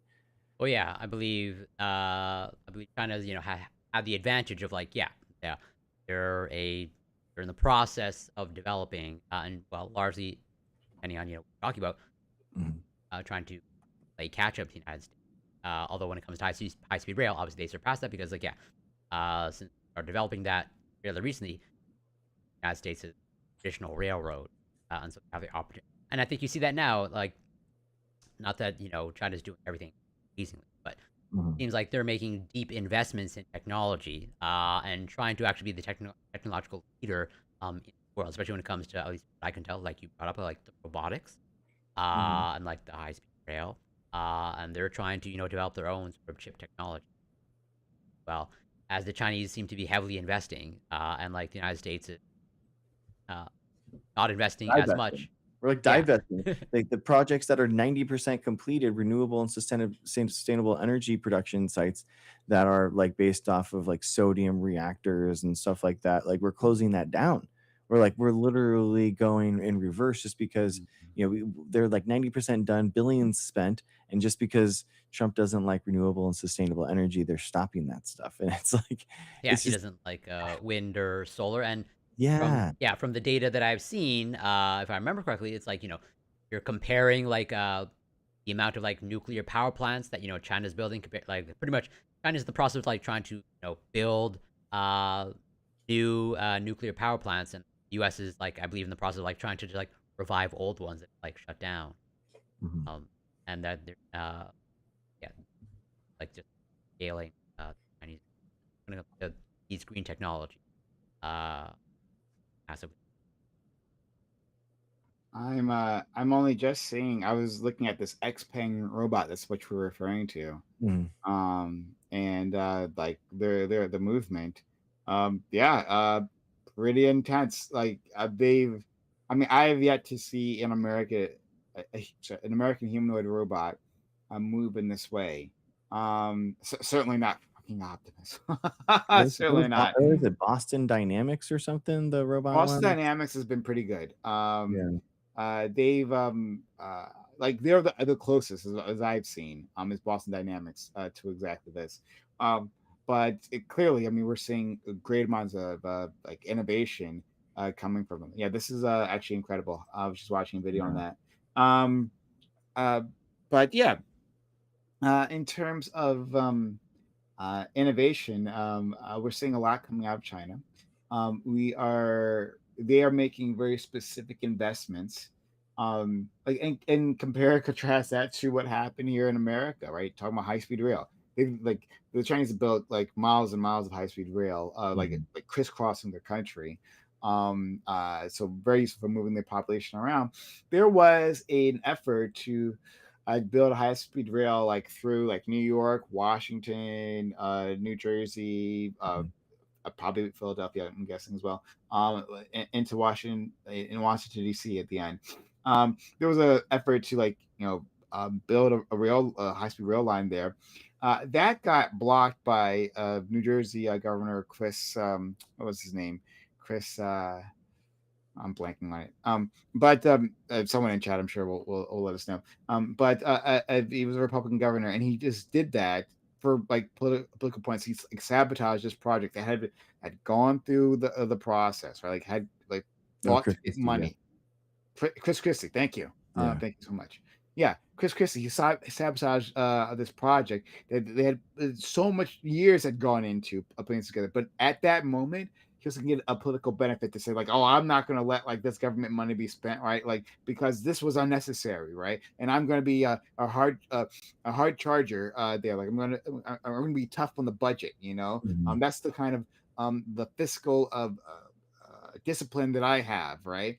Like complete nonsense. Now, literally now, this was like 15 years ago or something, or a decade, maybe 15 years ago or something that this Mhm. happened. And only now are they trying to restart that project, right? All those years Oh my lost. gosh. That's And, crazy. They're and actually starting to restart it. Wow. yeah. Oh my gosh, dude. That's wild. I mean, sometimes I guess you have to. I mean, this is what Newsom like talks about. It's the bane of his existence, this high speed rail thing, because it's just like every time, every decade is another $50 billion that California spends on this thing, dude, and it still isn't built. And they're basically they're building something from like Sacramento to Merced, like the easiest, like whatever they can get through the heartland of like in the inland, away from a bunch of people. And it was just it's the smallest amount, between two cities that they could possibly get. They wanted to like start at San Diego, start at San Francisco, and then meet at the middle, and then it's just all went, it's just tough. Every stage. Um it's weird, and it's using a lot of like environmental regulation, but it's not made. The arguments that are referencing those environmental legislation isn't environmental groups. It's basically like other developers, personal reasons. People are referencing that not for environmental reasons, and I think that that's kind of the problem. And this is basically the direction that RFK took law, where they're they trying to battle. The first it was, God, it was like seatbelt companies or something with cars, something wild like that. And then now they're taking it and doing the same thing um, with this environmental legislation, and it's a tough thing, because it's like, if you're gonna, it's a good question, like like legitimately, like environmentally, like if if you had to have something go extinct, an organism go extinct, in order to save thousands of tons of CO2 a month, a year, like what is that trade-off, right? Like let's say that there is something that is a crucial habitat. um let's make the worst case scenario, right? It is an indigenous organism that is only there. It is a good part of the ecosystem. Like, um if we save enough CO2 that the entire biome is saved, how is that okay? The entire biome? That's a I don't interesting. know. Well, but wouldn't it? Because eventually, like the CO2, and the CO2 ppms, like are going to take out, yeah, the entire biome. Yeah, the biomes is like wetlands, forests, that kind of area. So like that local, that local environment? Well, yeah, I Yeah. mean, it absolutely would. Yeah, if CO2 ppms or something got high enough, that's a positive feedback mechanism that is climate change, and that would impact, that's how humans as a species are impacted, not just biomes, is that, if it but that's my argument, right? So, Yeah. I don't disagree with it. Where yeah, sure. That's at some CO2 level, like our equal are yeah. how they're going to affect it. So very difficult. But I think definitely not in the right direction. Not in the direction that's probably habitable for. Yeah. But you know what I mean? Like, it's a tough question. I feel like I don't know, again, I don't know, I feel like creating a high-speed rail should be the priority, and then make it least environmentally impactful, Yeah. So and we that's the have idea. sorry to interrupt, but we have sort of a similar issue or like deal with a somewhat similar issue here. Oh, I'm in Canada, Quebec, and we have a lot of hydro power that Yeah. requires the building of these large dams. That's obviously very ecologically right and Mhm. environmentally devastating. And hydropower is generally considered like pretty green energies. Clean. Definitely, Yeah. yeah. Mhm. But you have to have this massive infrastructure that is like environmentally. You're literally reshaping our area, that type of power. And like there are serious concerns of like is it actually worth it, or like what are the overall effects of like building these huge dams, Mhm. all the like you're a good source of power, then there's clear environmental impacts. Probably not easy possible, especially over the Yeah. term. Yeah. Yeah. What do you think, Prime? Um. Uh. In terms of climate change, I think that um, one, I don't think we understand really like um, what the problem even looks like. Because uh, like even talking about the sources of emissions is political. The United States military is a massive source of CO2 emissions, a massive source of, and we don't like discuss that. We don't really like intake that. Um, I've heard claims. I haven't been able to look into these claims, but like it might be like the biggest emitter of CO2. The United States military, and um, like the biggest single emitter, uh and like we don't really take that into account. We don't oh, how do we like tackle that? Like what should be the policy response to that? Uh, Other countries, even China, are making big strides. And there's not like necessarily like a pro Chinese stream that we're trying to do here. We're just like recognizing like this is Yeah. policy that's being made by Mm. other global powers. They're addressing this particular issue. Um, and uh, I think that uh, you know the our special interests have so thoroughly undermined this issue in within the political space, that we aren't really talking about like true mitigation um, efforts, right? Like, what would that look like? A green America, that would be radically different. That would be, and that would be like quite the labor intensive effort. But we're not even there. We're not even discussing. We're not talking about these things. These aren't on the table, right? What's on the table, which was something, was like, hey, let's put up some windmills, right? Let's put up some solar panels, and great, right? Baby steps in the right direction. But even then, that was less direct government investment. That was a like tax subsidies so that the private market could put in some solar panels where they it could be profitable for them, right? Rather than instead a massive like government rollout of solar panels, of windmills where appropriate, right?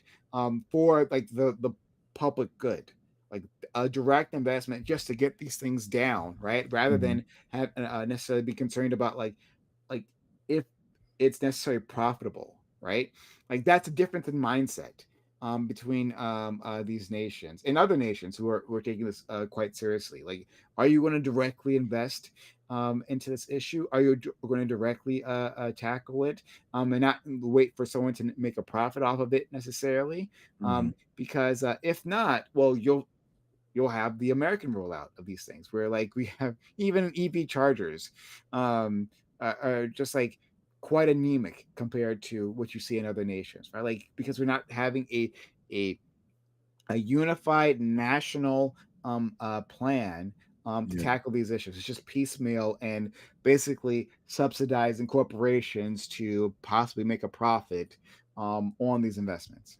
Yeah, it blows my mind, man. Like the Inflation Reduction Act and the Infrastructure Act that Biden signed, I mean, they were both for that. And they had $400 billion in credits just sitting there and they didn't use it.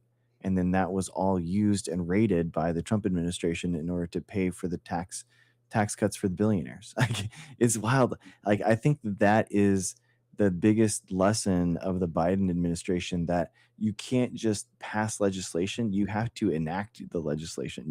You have, that's the administrative role. The executive role of what you're doing is that you have to see it actually happen within your presidency, because the next one could just come in and some OMB stamp could say no, not approved, and that freezes hundreds of billions of dollars, and that's what it is.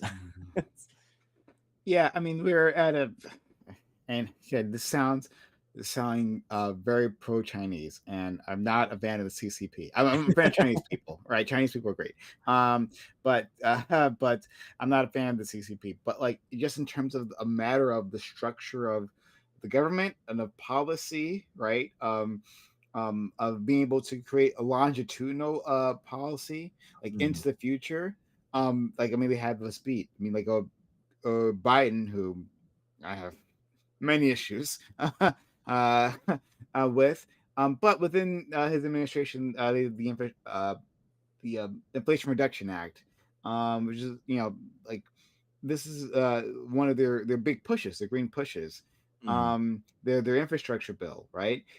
These were efforts to have at a national level some direction, some policy, have some tax incentives, some direct government investments, and to direct our economy to tackle these issues.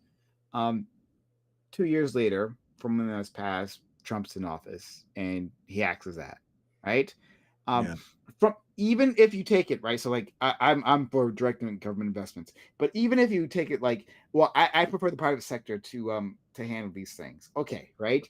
If you are uh, a captain of industry, right? Either at a very large corporation or a small startup. How is this policy landscape where it shifts like a hard right, right? I Mhm. mean, or hard reverse, not right, but hard reverse. How is that conducive to investments? Right, like if I want to invest into the American economy, to the American homeland, right, and within green energy, if I had done that in 2022, right, I'd be asked out in 2025, right? Like I'd have been fucked. Yeah. And this literally did happen. Is that these grants are pulled back, or these tax incentives were pulled back? That's not a conducive, an environment conducive to business. Exactly. Comparing that to what happened in China, and again, not pro Chinese here, screw the CCP. Um, but comparing to that, where like these investments, when they're making them, they're done. They're like that's what's going to happen. We picked the direction, and we're going to make these investments since these industries, right? And those who can make a company and make that successful, they'll Mhm. get to be the benefit of that government assistance. They'll have protections to help incubate that company and then help them flourish. And we have seen the results. The results are in, and they've been extremely successful. When we're talking about batteries, right? Like just batteries in general. But also specifically when you're talking about EVs, when you're talking about solar panels, and now they're going to go into AI and robotics. We are seeing these massive investments, and they're paying off. These are they didn't just start like yesterday. They didn't start 2 years ago. They didn't do this within a 4-year period, right? Yeah. This is an industrial policy. That's what this looks like. When it's planned and when it's stuck to over a decade, 2 decades. These are the results that can happen. And here in America, just from the structure of our government, we are at a severe disadvantage. And I don't know exactly how to overcome that. And I think this also like loops back or relates to pretty much like what you said almost from the beginning of like pretty much what's happening now overall in science. Like this is gonna have like whatever echoes or ramifications like down the line. And then like how is that going to interplay with like as you just said, uh, what you're seeing now with China and robotics, AI. That's the results of like some sort of vision and investment, 10, 20, however many years ago. And so like as they're investing, and then it's like 5 or 10 years in the United States, it's like all of the exodus of scientists and the divesting of certain funding for technology. It's like again setting just the downgrade of the U.S. And again not pro China, but just maybe the descriptive reality of like the takeoff of China when it comes to certain industries. Yeah. We'll see how it plays out, but like that seems like what the stage is at. Got to come together, man. We have to come together as a country. It's wild. Like just like we have to like We have to come together with patriotically. Canada. For real, the NAFTA was huge. I mean, again, like there is no. I think that the trade deals are happening. They're just happening without the United States, and like it freezes it so much. Yeah, it's just we're just gonna have to see. Hopefully the tariff thing is ruled illegal by SCOTUS. That is, I guess, a way that we could be saved here. But I don't know. It is there's so much there's just so much going wrong right now Yeah, that it's hard to know. just as sort of also though the effects of like the tariffs and the tensions in the United States and Canada, or rather the tensions in the United States and Canada caused by I think Trump, Yeah, not all Trump. exclusively from Trump. There's like talk now in Canada. So from what I understand, fees from China are effectively banned, or just Oh wow. realistically can't get one in the United States because tariffs are so high. I believe during the Biden administration, like tariffs on like China or like something crazy. Essentially, the point of like it effective ban. And I believe Canada followed suit, as in like as far as I can tell, there's Chinese here. That move that Canada made, I believe, was like largely the fact that like the United States made that move. Surprise, Canada follows the United States. Other try to be friendly neighbors, and you're gonna do it. Well, we'll do it. But now I believe there's talk now in Canada, like, well, maybe we should remove those restrictions and actually allow Chinese Canada that. Yeah, it's tough, man.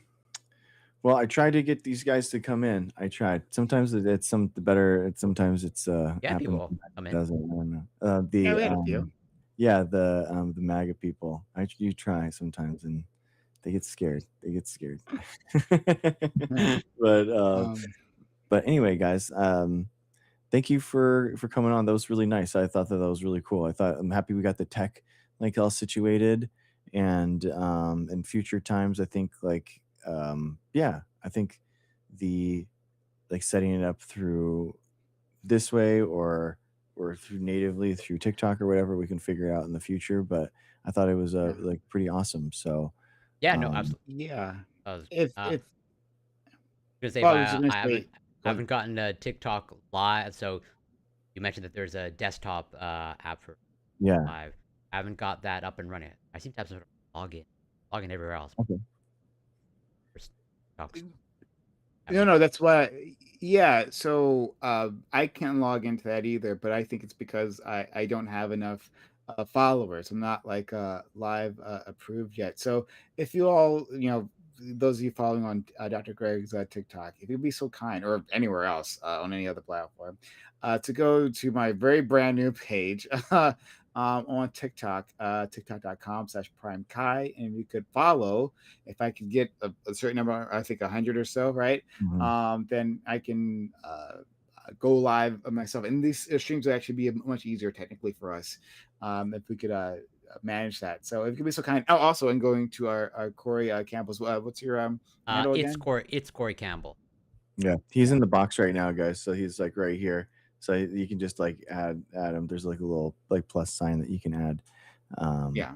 And then Prime's. I put it in the chat, so you could like Yeah. do that. So yeah, guys. You could be Hopefully, so kind. It'd be yeah, great. hoping to do more higher level debate panel ideas on TikTok. Yeah. And to the audience, you can tell us like what you like, what you want to hear about, right? Like in terms of topics, but also like in terms of format. Like there was an individual who came in earlier.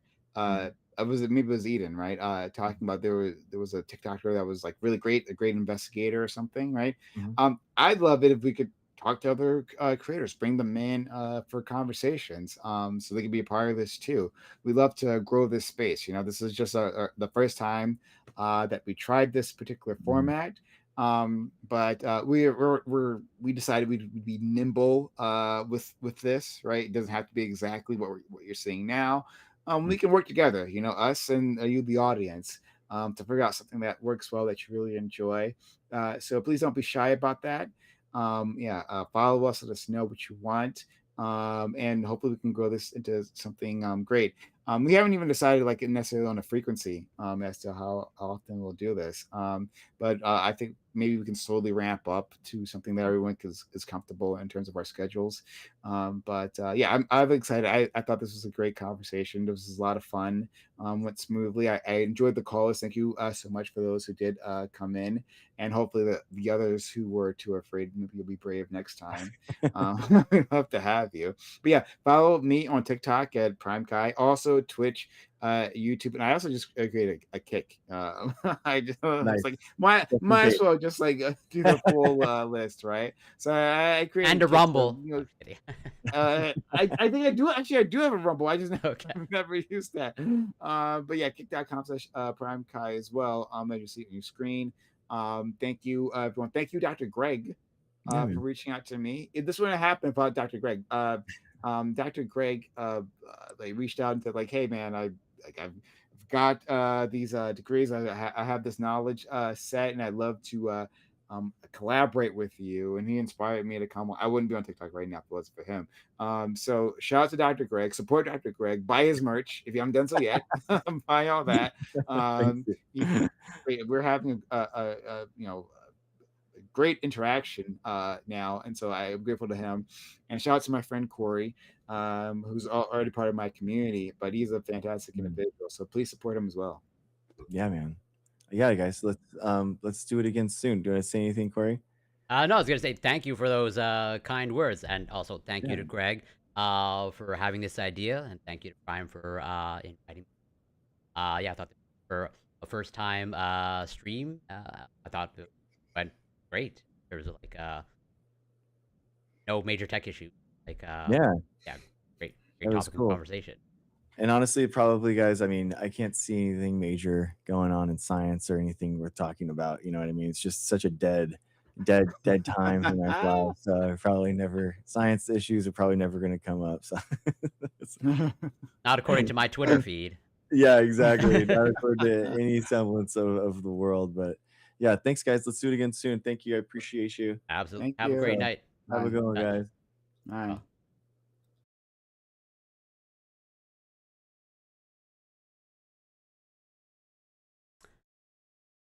I should be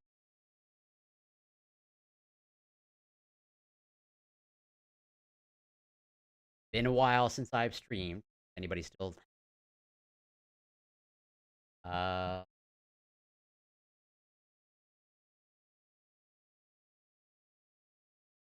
better.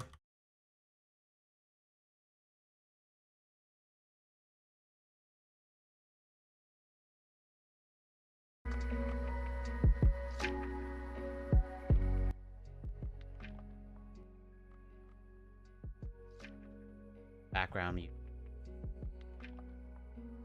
Okay. Yeah, I don't know if anybody's still hanging around, but well, first of all, thank you for the follow, Punk. Also, thank you passing by in a minute. I've streamed, and like I'm still slowly, have multiple sort of like projects like the works. Plan to be back in. Well, I plan to do the show. I think weekly or pretty regularly.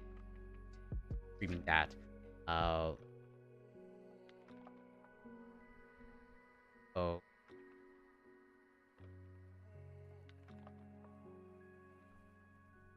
but yeah, I think almost a year.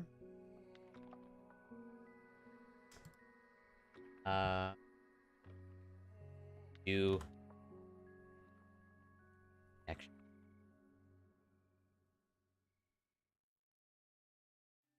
But yeah, I plan to come back to.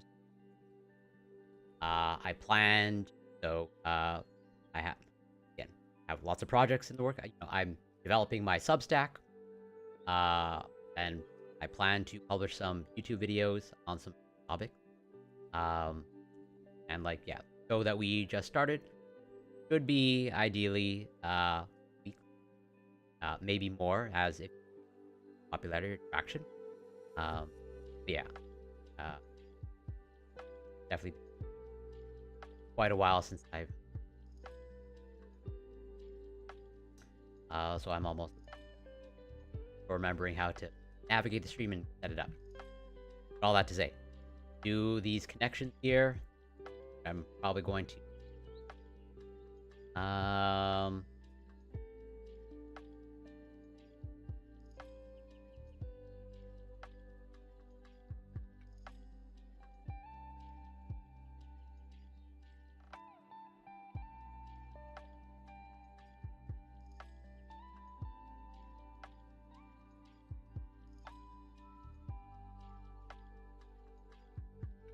Bob.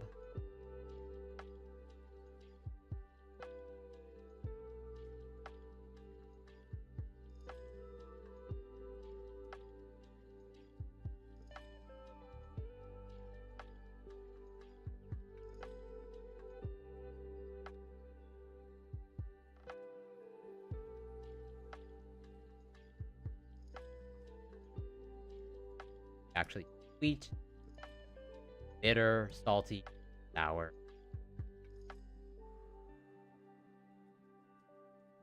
Direction. I thought they were hiding it as taste.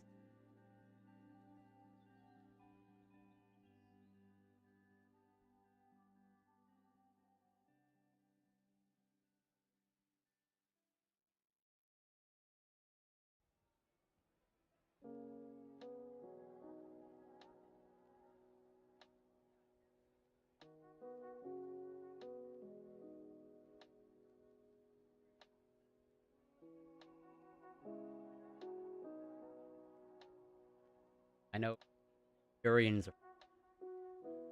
I think is stories for an awful.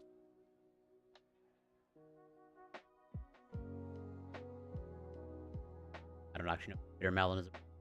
I don't know what sour sauce.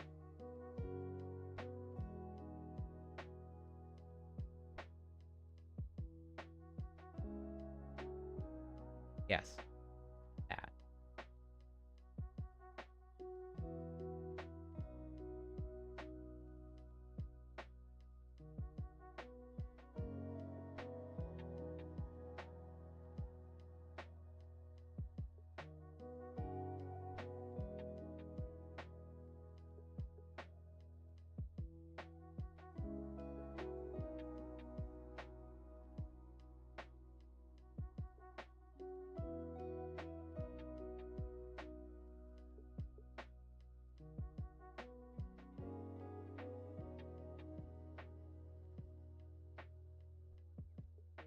do one more difficult one. So there's some easy ones. Dab, touch, pub, flash.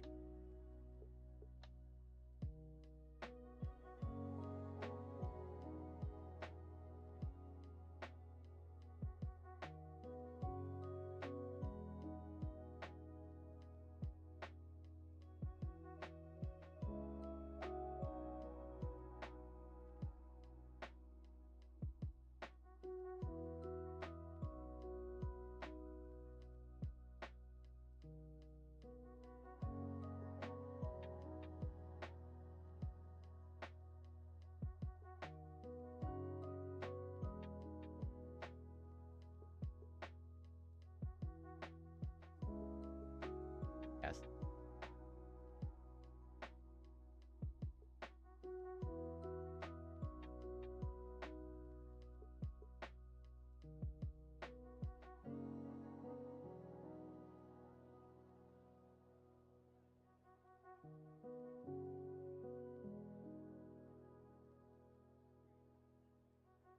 Oh. Deal. Raw deal. Sweetheart deal. Big deal.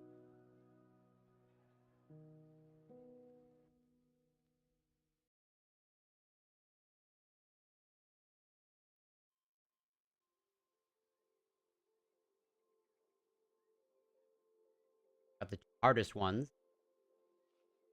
One.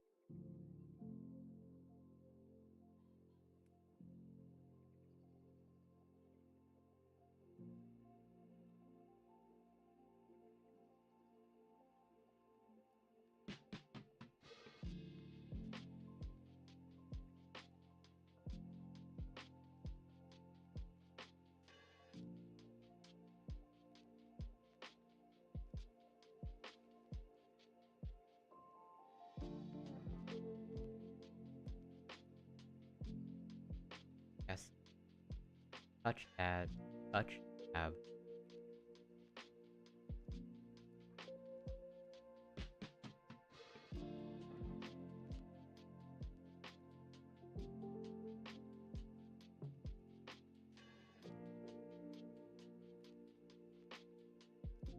Oh.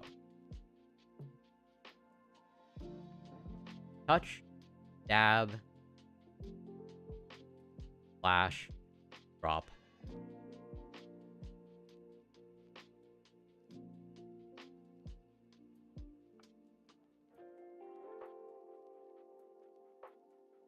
Bob's are.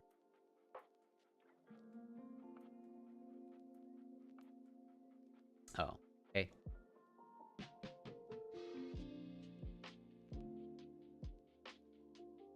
First, that's just how it is. All right. So that's it for this. My first, like, I don't know, year, 10 months. Remember the last time. But yes. Thank you to everyone that passed by. And Dunk for the follow. You. And I plan to do so.